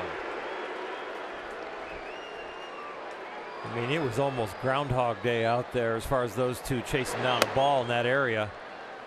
It's ball on Lucas Duda, and this is what put Jock Peterson on the disabled list. Oh my gosh, it looks identical. Minus the end result. Thank goodness. 1-1. And you know that was at the front of both of their minds, probably more Jock than Yasiel, as they got closer and closer.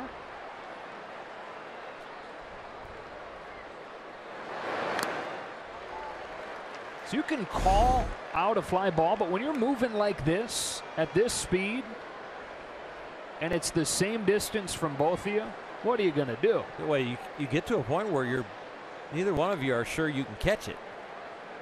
So it's really hard to call it, and it's hard for Jock to be a captain on a ball like that. That's caught at first by Bellinger, and the inning is over. Whew, dodged a bullet out there. 1-2-3 go the Mets.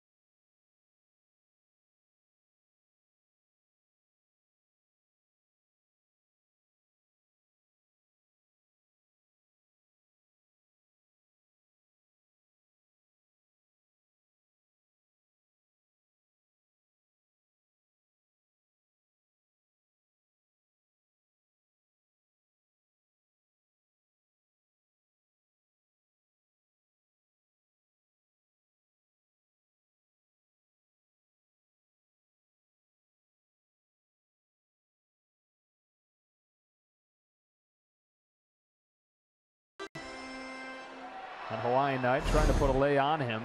Here they are coming off of the field, rehashing what was almost an instant replay of their collision from a few weeks ago. Somehow they avoid it. Somehow Puig catches it. Cody Bellinger starting this inning. 10-0 Dodgers on 5 home runs tonight, including one from this guy in the first inning.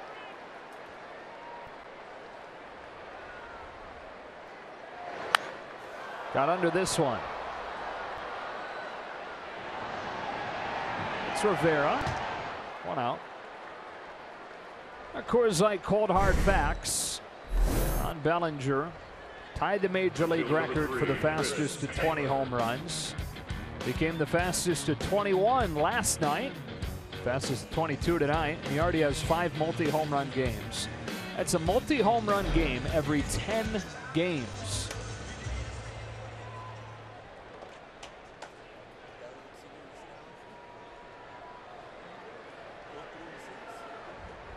With 1 out, it's Chris Taylor.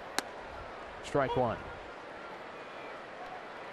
If he cools off, it will be really hard on him for a while. It just seems like everything is going so perfectly, which it is. It'll be harder and harder, but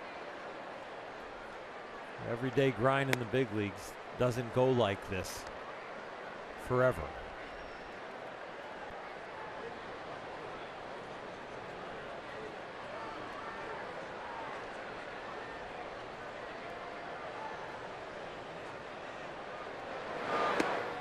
Two home runs for a 21-year-old who was battling a cold over the weekend and tried some hot tea. It was soothing.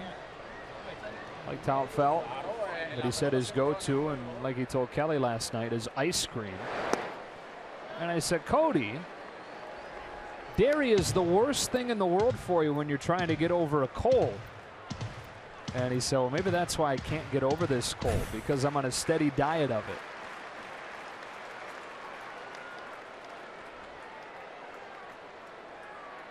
A 3-1. Back up the middle, and Edgin makes the catch. It is officially a line out. Carded on the fly. 2 gone. Catcher number 9, Yasmani Grandal. To have the metabolism of a 21-year-old who can eat ice cream the way he does, and he said he's dropped a ton of weight since the start of this season. Can't seem to get anything to stick. He's got the frame that he'll probably put on 10 or 15 pounds before he's finished with his career. Might even be before next opening day through the off season. We hope that it's muscle. Ice cream produces muscle. What, lifting the spoon? Yeah. Grandal with his 3rd hit of the night. Homer and 2 singles for Yasmani, and the 6th inning kept alive for Puig. Right fielder number 66, Yasiel Puig. He doubled and scored his last time up.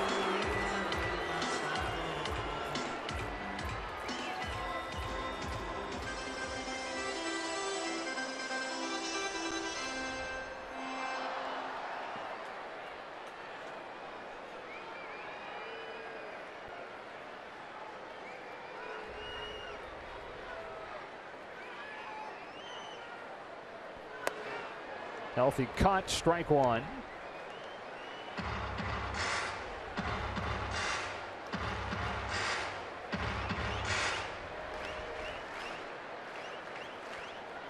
Meanwhile, lost in this offensive explosion is what Brandon McCarthy's doing. 6 more shutout innings for him.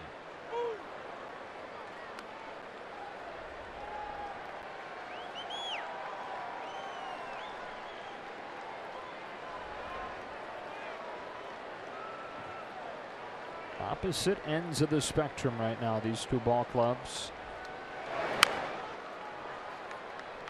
Dodgers, barring a monumental collapse in this one, would have won 11 of 12. They'd be 19-6 over their last 25 games, while the Mets will fall to 2-6 in their last 8. And 31-39 overall in a year where a lot of people pegged them for 90-some wins. They'll have the same number of losses as the Rockies, but the Rockies will have One more win. They'll be a half a game back still. For the Rockies now at 47-26. The Dodgers with this win, finishing it off, will be at 46-26. And we'll get into this in more detail tomorrow, but if they're able to finish off this win, it would be one of the 7 best 50-game stretches in franchise history. Of course, the best one right after Puig debuted in 2013, where they went an unheard of 42-8 over a 50-game run. 1 ball and 2 strikes. And how about Dave Roberts being prophetic a few days ago in his media scrum before the game, saying, "I don't think we're playing our best baseball yet." I mean, seriously? He wants to keep raising the bar for the guys. Hard hit, and that's through. Second knock of the game for Puig. The Dodgers now have 20 runs on 29 hits in this series. Number 31, Jock Peterson.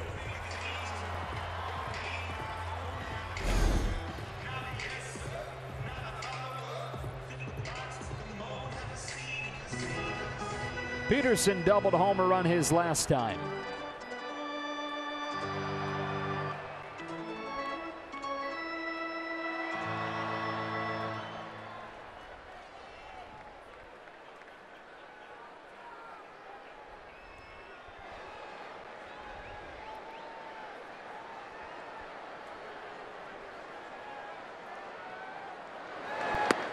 What a no.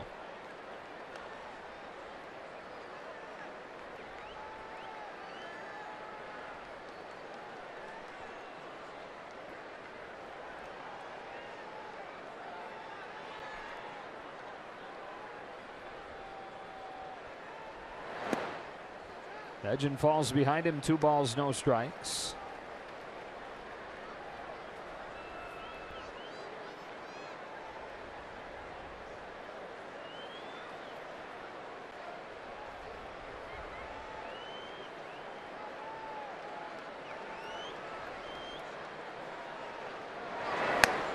It is Hawaii night here at Dodger Stadium. Jock Peterson and Corey Seager put on a clinic in Hawaii this offseason. On Oahu.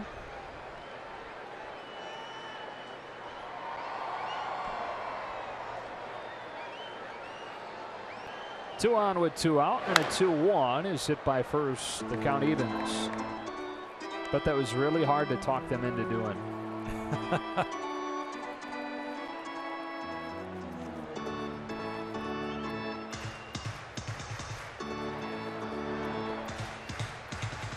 A Dodger Hawaiian shirt. That is sweet. She has one too.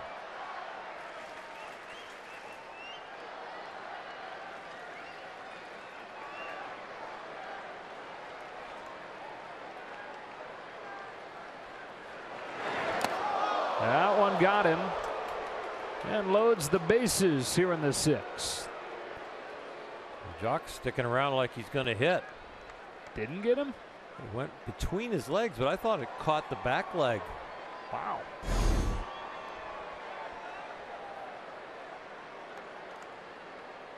Wow. I guess it missed him.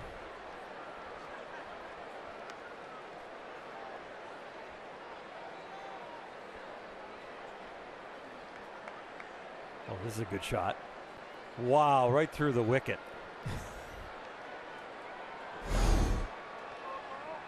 Grandal and Puig advance. First base is open.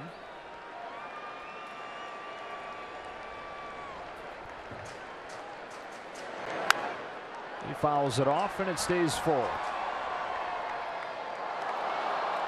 Franklin Gutierrez has replaced Austin Barnes in the on-deck circle. See if that means Brandon McCarthy's done or if this is bluffing.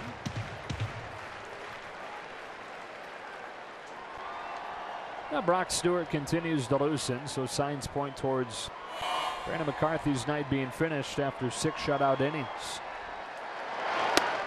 He takes, and now they're loaded up.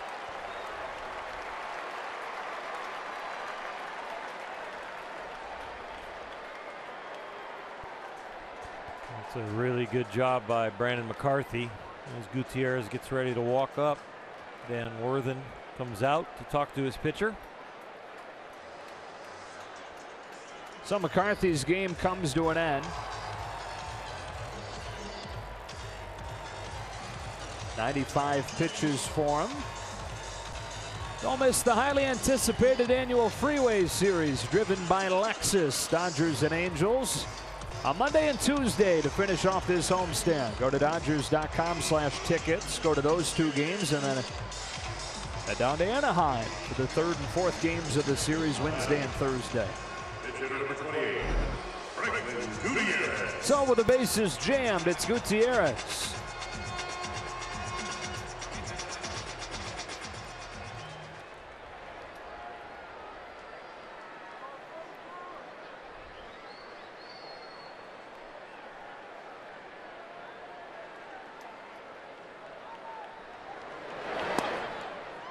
Adjin nicely placed, strike one. One manager trying to get to the end of the game, another one trying to get all his guys some work. Got Justin Turner off his feet. Really didn't even consider the hitting streak that would go by the wayside for him. Brandon McCarthy out now with a good solid outing, up the tunnel in a good mood.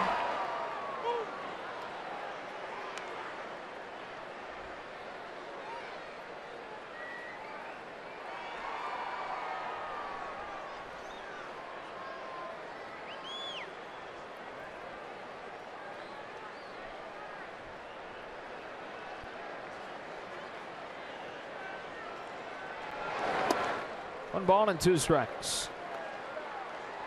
Hey, you know it's coming tonight. Your thermostat story. I knew you were going to go there with a 10-0 lead. I was going to go there anyways. It's just, yeah, not going to make you start it with 2 outs. No. But I am going to make you do it in the top of the 7th. Now I'm nervous. Start getting your notes ready. Don't need any notes. 2-2. Don't be nervous. I wish you wouldn't have told me in advance, though. Wish you would have just surprised me. Now you're going to overthink it, seize up. Probably. Stage fright. A lot of people watching all.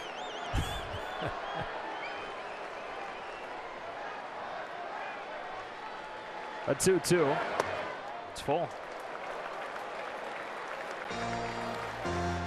Story of the talking thermostat. Don't tease it too much, okay? I don't think it's that good a story. No, we are kind of blowing it up here. It could be a really good story and still has a chance to fall flat because of how much we've blown it up. It is a good story. Looking forward to hearing it again. He's walked in a run. It's 11-0 as Gutierrez battles back from behind in the count to get an RBI.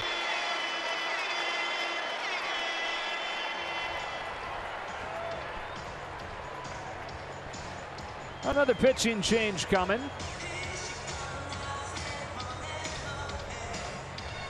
A double switch, it appears. Brandon Nimmo awaiting instructions on who exactly he'll replace out there. As Terry Collins gets the ball from Edgin.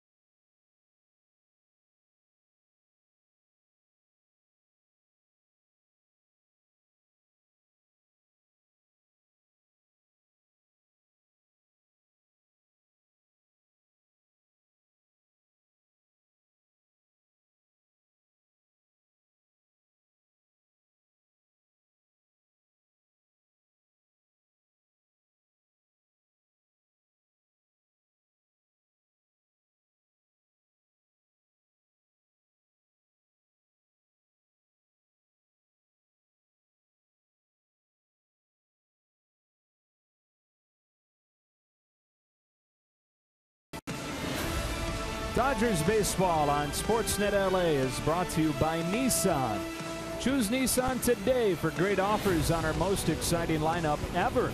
Shop ChooseNissan.com. And by Energy Upgrade California.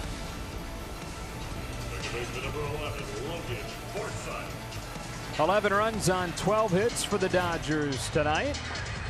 Brandon McCarthy 6 shutout innings. 11-0 the score. The base is still loaded as Fernando Salas comes in for the second time in as many nights.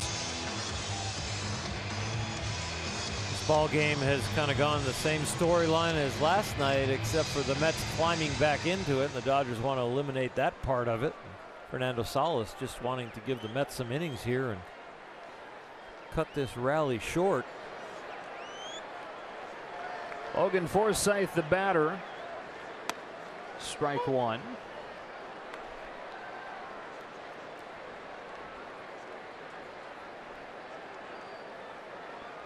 You know, the thermostat story relates a little bit to this game. Huh. A blowout.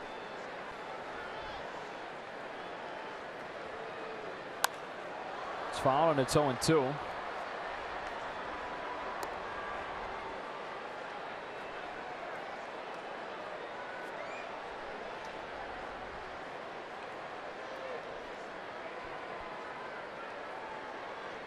Forsythe, the hit and a walk tonight.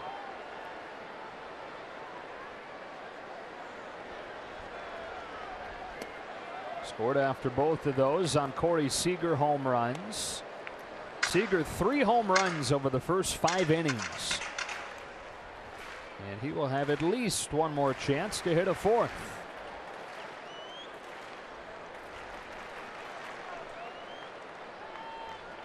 Salas pitches 1-2. And Forsythe takes ball 2.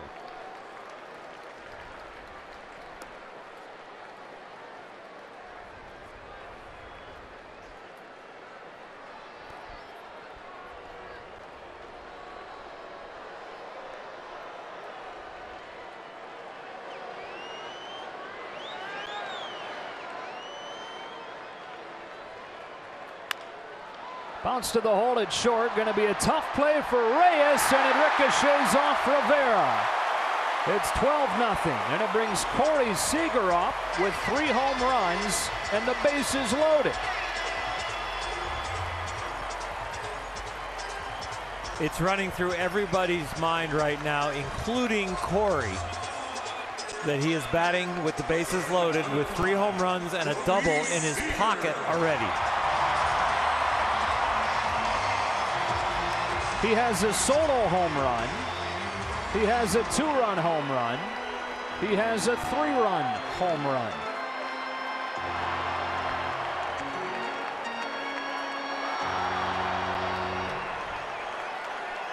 The stars aligning perhaps here in the 6th.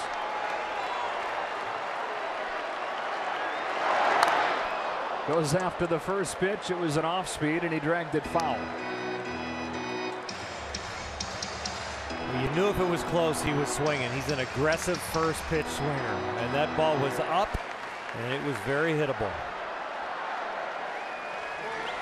There have been 17 4-home run games in Major League Baseball, most recently Scooter Gennett. And earlier this month for Cincinnati. Gennett, one of the least likely guys in the 4-home run club. Seager would be a more likely member. The 0-1 bounces in there. Stay at third, Jock. History's on the line.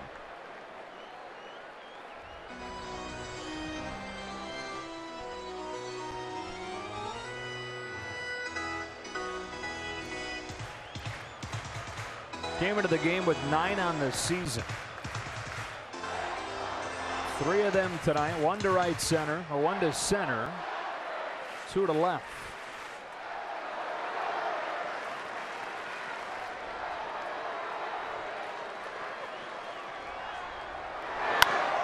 Fly ball left center field, but playable for Conforto, and the inning is over. He gave it a ride and gave a thrill to this place. Good chance he'll have another opportunity. Stick with us.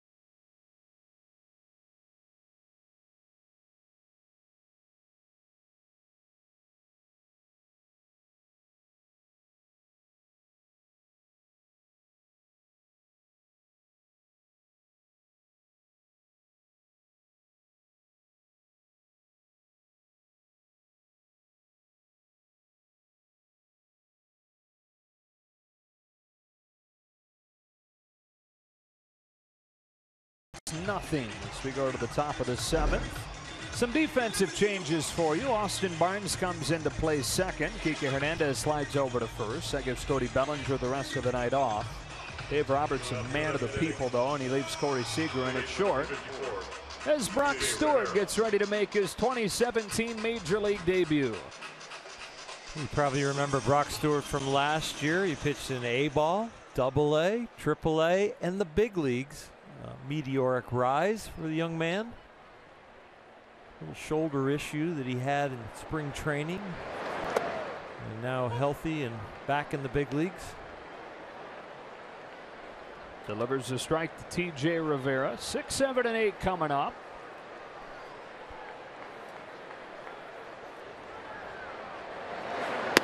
One ball and one strike, and the floor is yours. It's a blowout.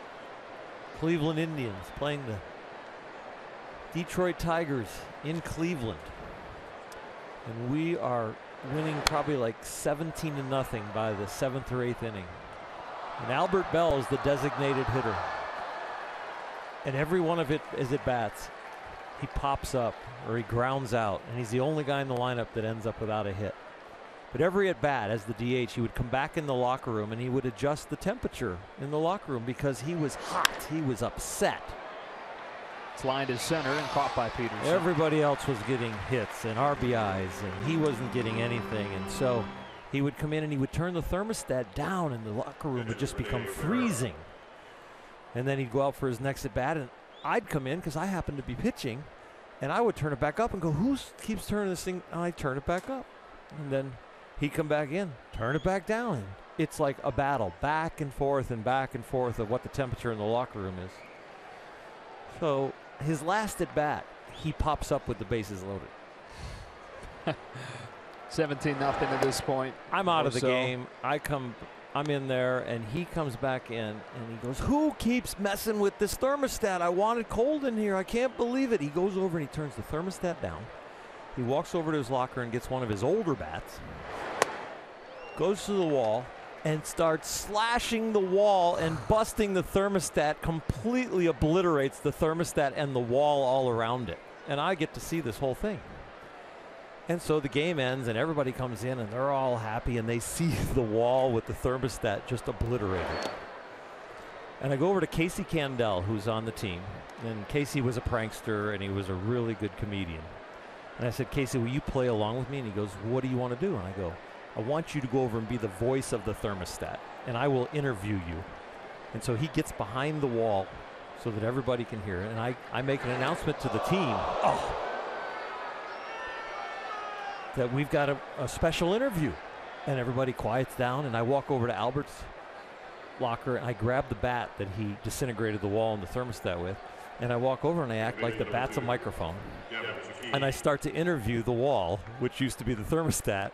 And I ask it some questions like, "You know what? You look completely different than you did at the beginning of the game. What happened?" He goes, "I don't know. I was doing my job. I was taking the temperature up when you put it up. I was taking the temperature down when Albert would make it go down. I don't understand what happened." And there's a guy hiding behind the wall. Casey Candell is that voice.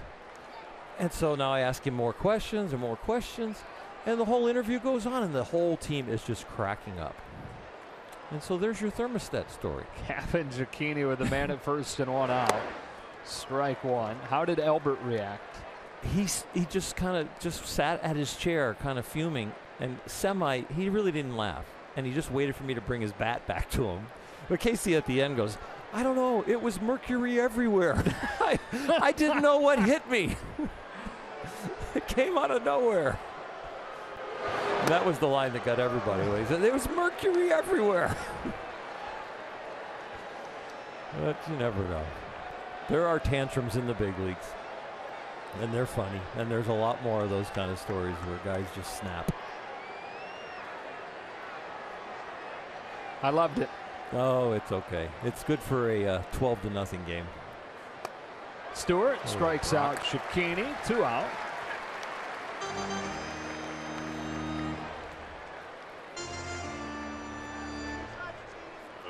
I once saw a guy throw his bat in a kind of a bat storage area, and it was one of his favorite bats, but he happened to pop up and he threw it and it stuck in the wall like 15 foot up, like it was a double, and the bat just went right through the drywall and just stuck, and there was his bat.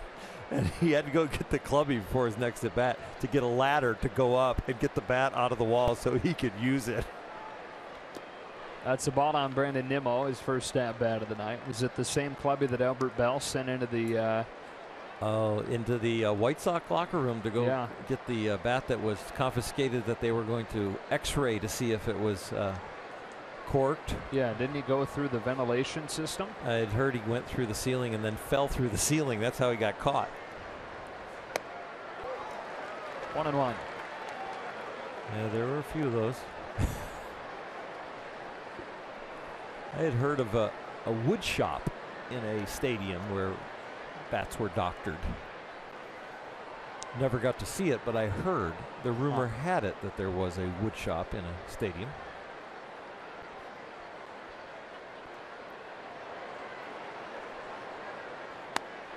One and two. Sounds like a magical place. I'm picturing elves.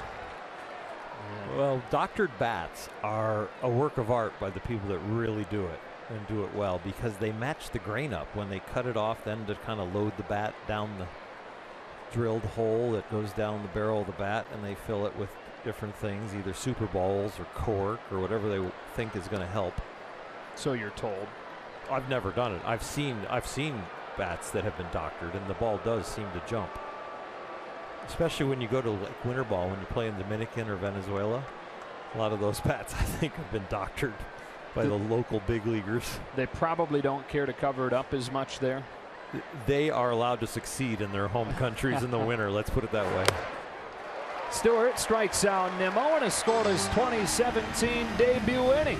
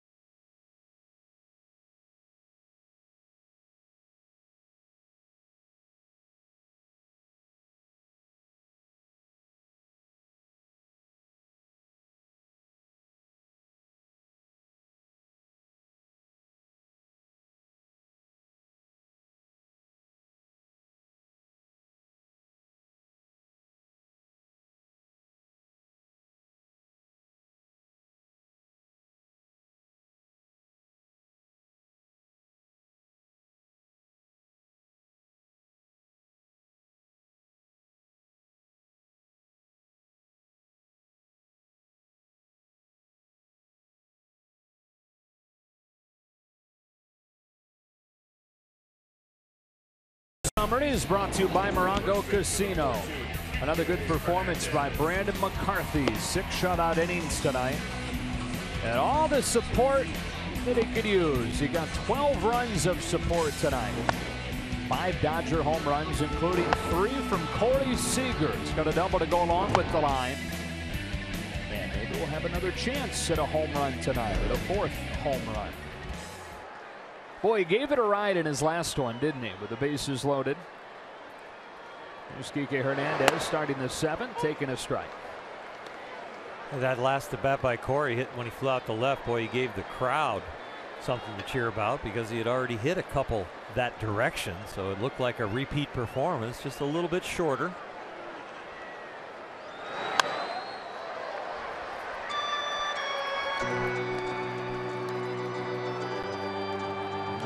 Salas came in for Justin Turner a few innings ago after his 0 for 4 over the first 5 innings. So the hitting streak for Turner ends at 14.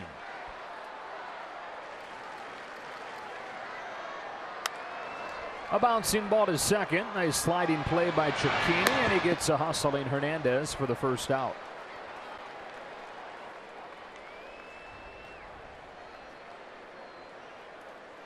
Second baseman number 15, Austin Barnes. Now it's Barnes.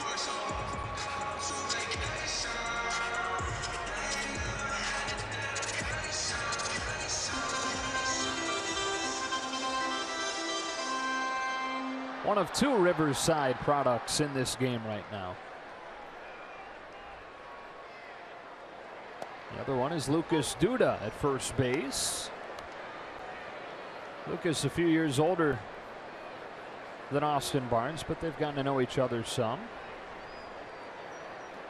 Duda went on to play his college ball at USC. No balls and 2 strikes. Barnes at Arizona State. So from Riverside to college powerhouses to the major leagues, those 2.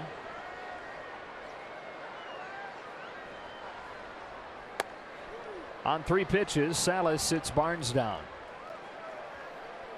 Hydrate your kids in style. Head to Dodger Stadium Sunday, June 25th against the Colorado Rockies at 1:10. The first 12,000 kids 14 and under in attendance will receive a thirst-quenching Dodger water bottle presented by Spectrum. For tickets, visit Dodgers.com/promotions. Speaking of those Rockies, if you're just joining us, haven't heard, they came from behind to beat Arizona in the first game of that series tonight in Denver. With 2 outs, Chris Taylor fouls the first pitch back. We're talking about the Dodgers' top 3 in the rotation, having the best earned run average of any top 3, having the best whip of any top 3. Well, the Rockies' top 3 in the rotation, they have more wins than any other top 3. Taylor hits it hard, but it is foul. And I think that category, that note, would have meant a lot more 10, 20, 30 years ago. But as other statistics have garnered more emphasis, the pitcher's win has tended to fall on the way that it's viewed, how accurate of a depiction of a pitcher it is. 1-2.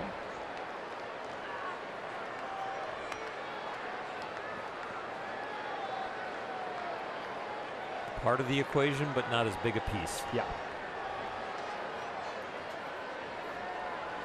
It's contingent on so many other outside factors. Number 1 being the support that you get.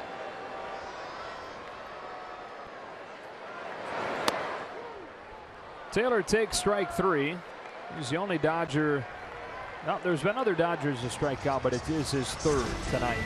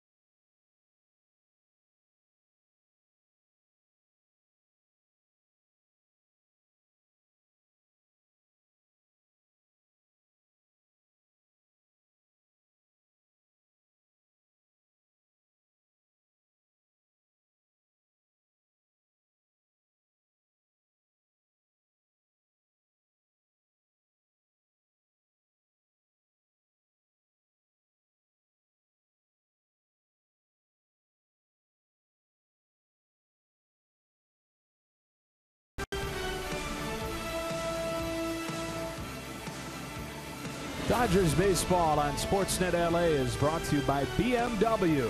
See a Southern California BMW Center today for exceptional offers, or visit SoCalBMW.com. And by Jack in the Box. Come try the new guacamole and bacon chicken sandwich only at Jack in the Box. On this date in 1965, the great Sandy Koufax threw a one-hitter against these New York Mets. The lone hit was a home run from Jim Hickman. The Dodgers won that game 2-1. Sandy Koufax over Warren Spahn. Brock Stewart back at it, facing the top of the Mets order. He has strike one on Conforto. That was the third one-hitter from a Dodger pitcher in less than a month in the 1965 season. Drysdale threw one against St. Louis. Claude Osteen threw one against San Francisco.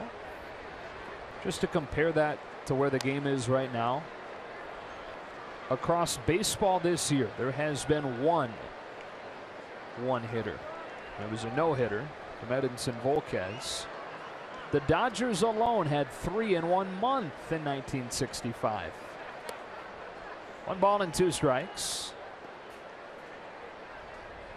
Koufax threw his perfect game later that year against the Cubs. Won the second of his 3 Cy Youngs.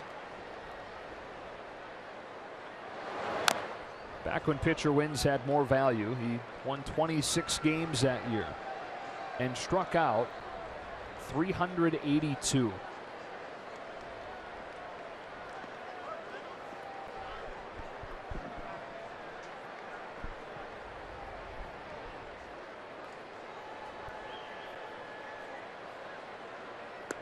Beautiful looking pitch to get Conforto. There's a change up, 1 away. Brock Stewart came to the big leagues as a fastball change-up pitcher. Still learning as we watch the Volkswagen replay and we get to see it. Spins it really good and precise location. Still learning to get the slider going, get a breaking ball that he can really master. Matt Reynolds' first at bat of the night. Stewart winds and deals to him. That one's hammered to left. Taylor started on. He's there. 2 out. We told the story last night, but Stewart was called up on Sunday, and his flight from Denver, where AAA Oklahoma City was playing Colorado Springs, was delayed by 2 hours, and so he didn't get to the ballpark until the 6th inning and wasn't able to pitch that day. His agent happens to live in Cincinnati, and he said he needed a local in order to get him there even when he did at that point in the game. A pinch hitting Curtis Granderson with the bases empty and 2 out. Figure Sunday afternoon in Cincinnati, traffic should be fine, but no. Airport there's actually in Kentucky. And before he crossed over the river to get into Ohio, right where the ballpark is on the river there, got into a traffic jam. And so his agent, knowing the back streets, went through a couple of small towns in northern Kentucky, found another bridge, not the main one that connects the 2 states, and eventually got Brock to the ballpark. 2-1. You're excited enough to get called back up to the big leagues, but then to have the travel issues the whole time, the anxiety of like, when am I going to be able to get off the ground? How can I get to the ballpark? It just crazy. He had found out the night before that he was getting called up, so he gave his mom and his brother enough lead time to travel over from Illinois. So he got there in the 6th inning. He got to see them for about 15 minutes after the game, and that was it. Softly hit behind the bag. It's Corey Seager. On to the bottom of the 8th. Dodgers need to get 6 men to the plate to give Seager a chance at a 4th home run.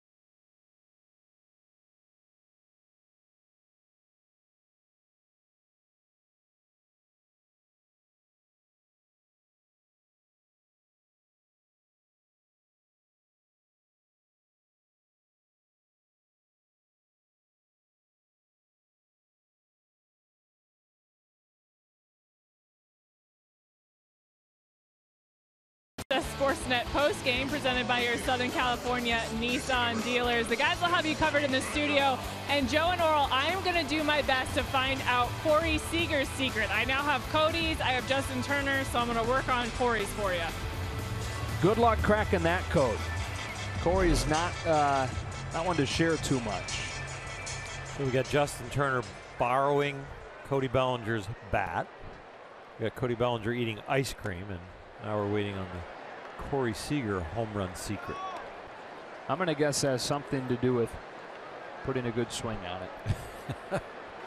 Here's the rookie, Paul Sewald, home to Yasmani Grandal with ball 2.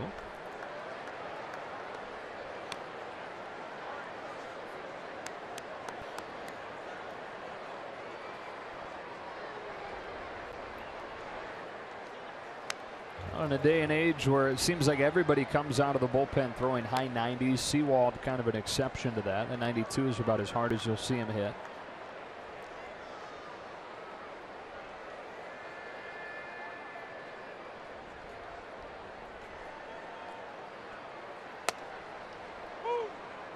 Two and two.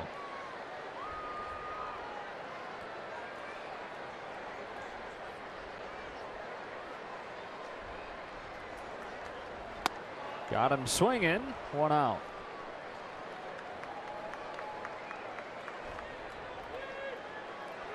Right fielder number 66, Yasiel Puig.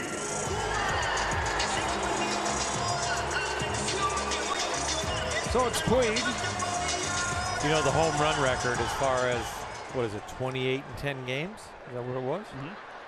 So you go back 10 games as far as evaluating how they can approach that tomorrow. June 11th was a 3 home run game.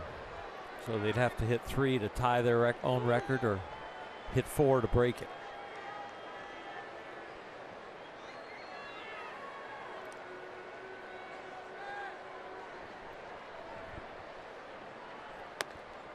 Two balls, no strikes.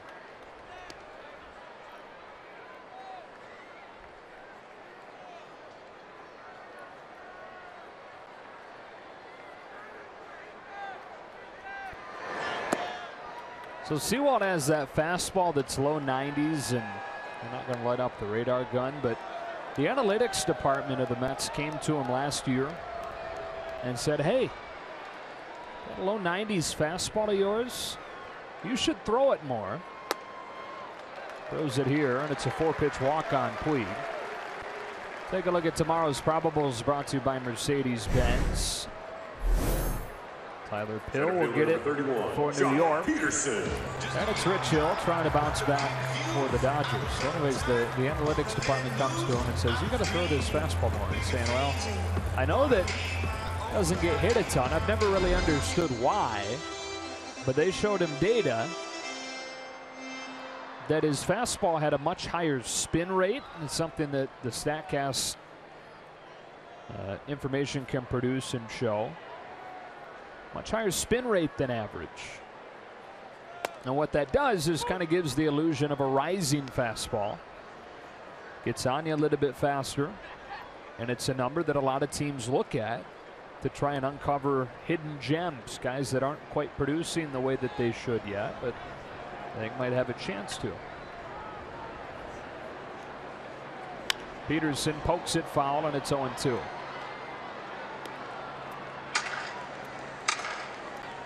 High spin rates on breaking balls usually means a lot of spin or a lot of break. High spin rates on fastballs put a number on what you see as a very live fastball.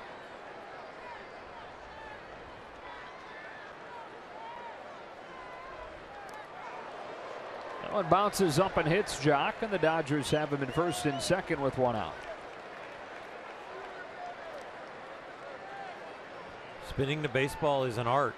It's something you can be blessed with if you've got real long fingers and a flexible wrist at the end to be able to impart your arm speed not only into velocity but then spinning the ball and spinning the front of the baseball to make it really break on sliders and curveballs is something that not everybody can pick up. Stewart will hit for himself. He's a college infielder. Strike one. Dodgers need to get one more man to the plate to give Corey Seager another chance here in the 8th inning. He is in the hole right now, as they say, with Forsythe on deck. If he hits a home run, I'll buy you a donkey. All right, Joey Votto. Can we actually, like, can you actually buy me something? I don't want a donkey, but. What do you want? Don't take that long. You don't have a lot of wants in your life. I have everything I need, Oral. Here we go. What do we got? I'll buy you. Helicopter? No. How about a new watch of my choosing? Watches can be very expensive. I will keep it reasonable. Under 5,000? Oh, wow. Sweet.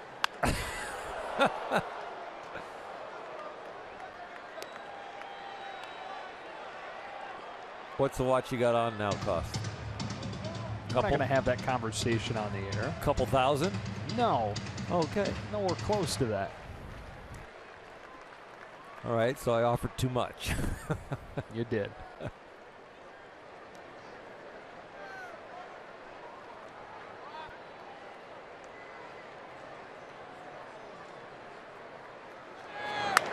Stewart hits one to center. Nimmo comes on and makes a running catch. So 2 outs, and it'll be up to Forsythe to give Seager a chance. At your watch.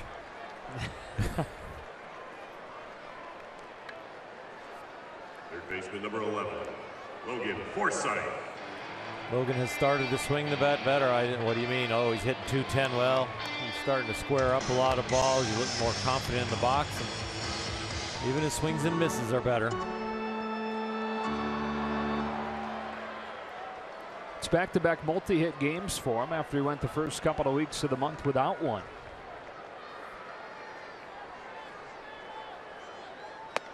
That rides inside, ball one.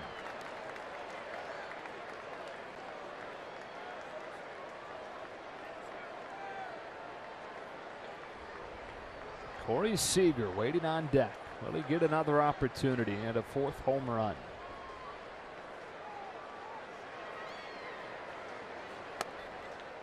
One and one. 2-run shot in the first. Solo shot in the 4th. 3-run homer in the 5th. And they gave it a ride at a grand slam his last time up in the 6th inning. But Cespedes went back and caught it on the edge of the track.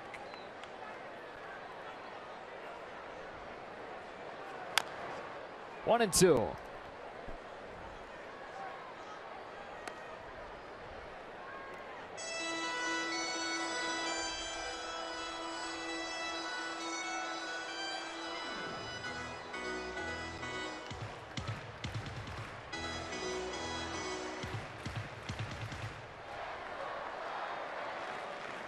$47,000 the attendance tonight. It's a packed house when the thing was in question earlier.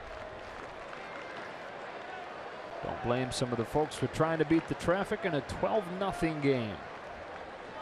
Forsythe takes, and it's 2-2.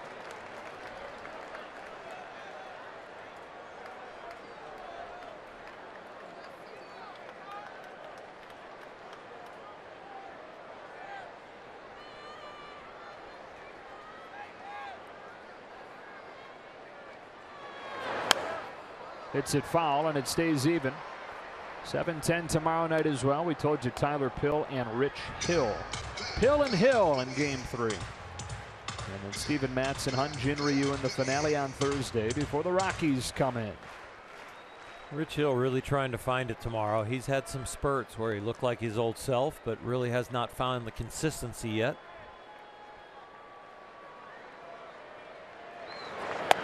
Strike 3 called, and Seager left on deck. Will not get another opportunity at a 4th home run.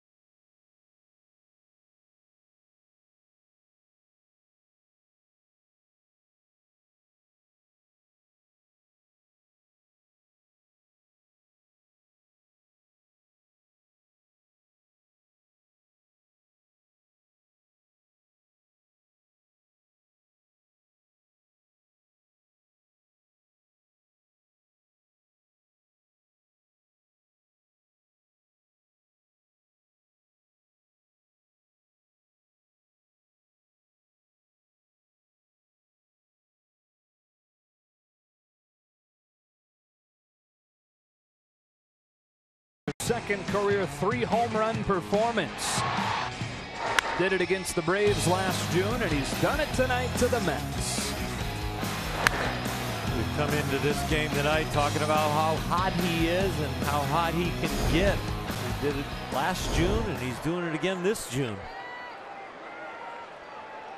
Brock Stewart out there for a third inning of relief, and Jay Bruce stands in to lead off. Strike one.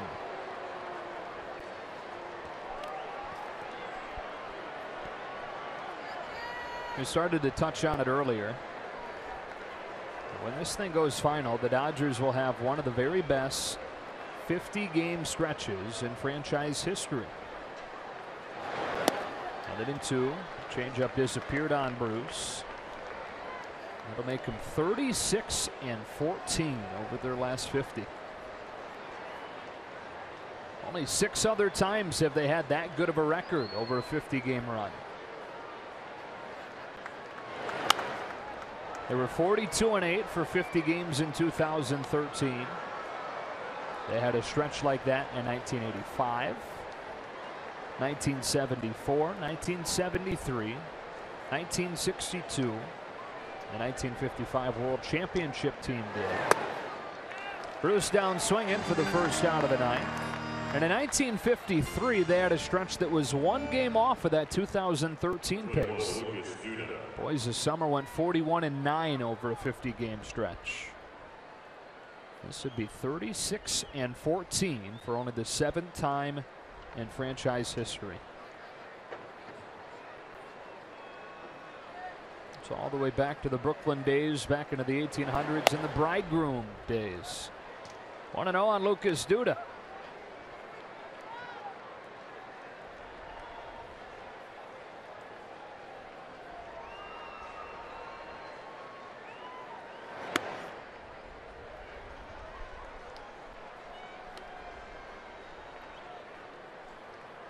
And they're doing this during a stretch where they play 20 straight games without an off day. 26 games in 27 days leading into the break. 3-0 on Duda.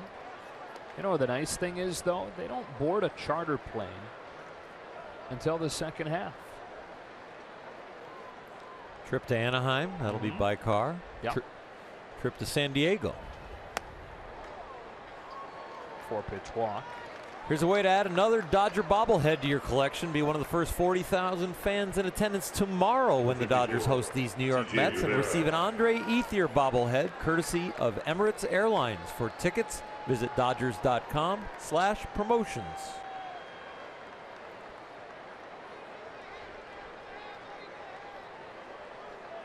DJ Rivera is 1 for 3.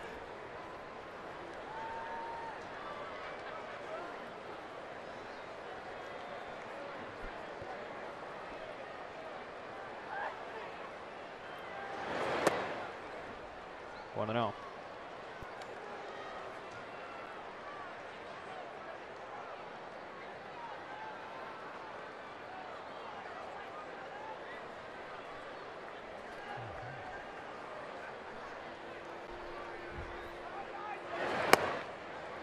One and one.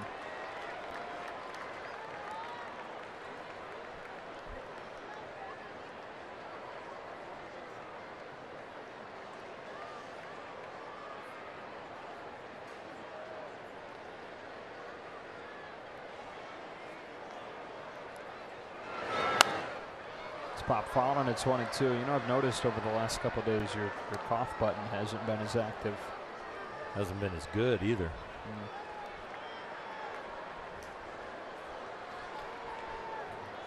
First day of summer coming up.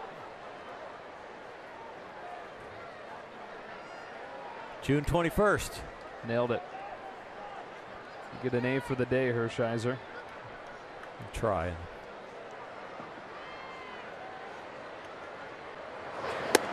Two balls, 2 strikes on Rivera.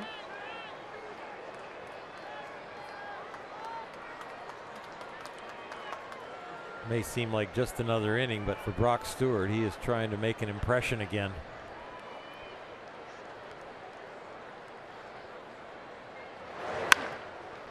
On the ground to third, they go to second one and end the game double play.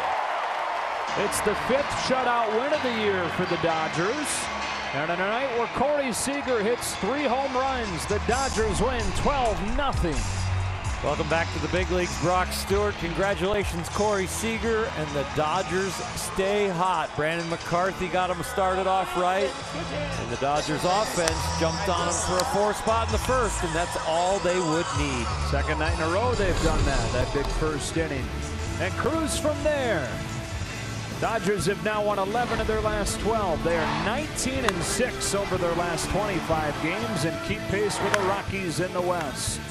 For Oral and Kelly and the rest of our crew, Joe Davis saying so long from Dodger Stadium. Access Sports Knots starts right now.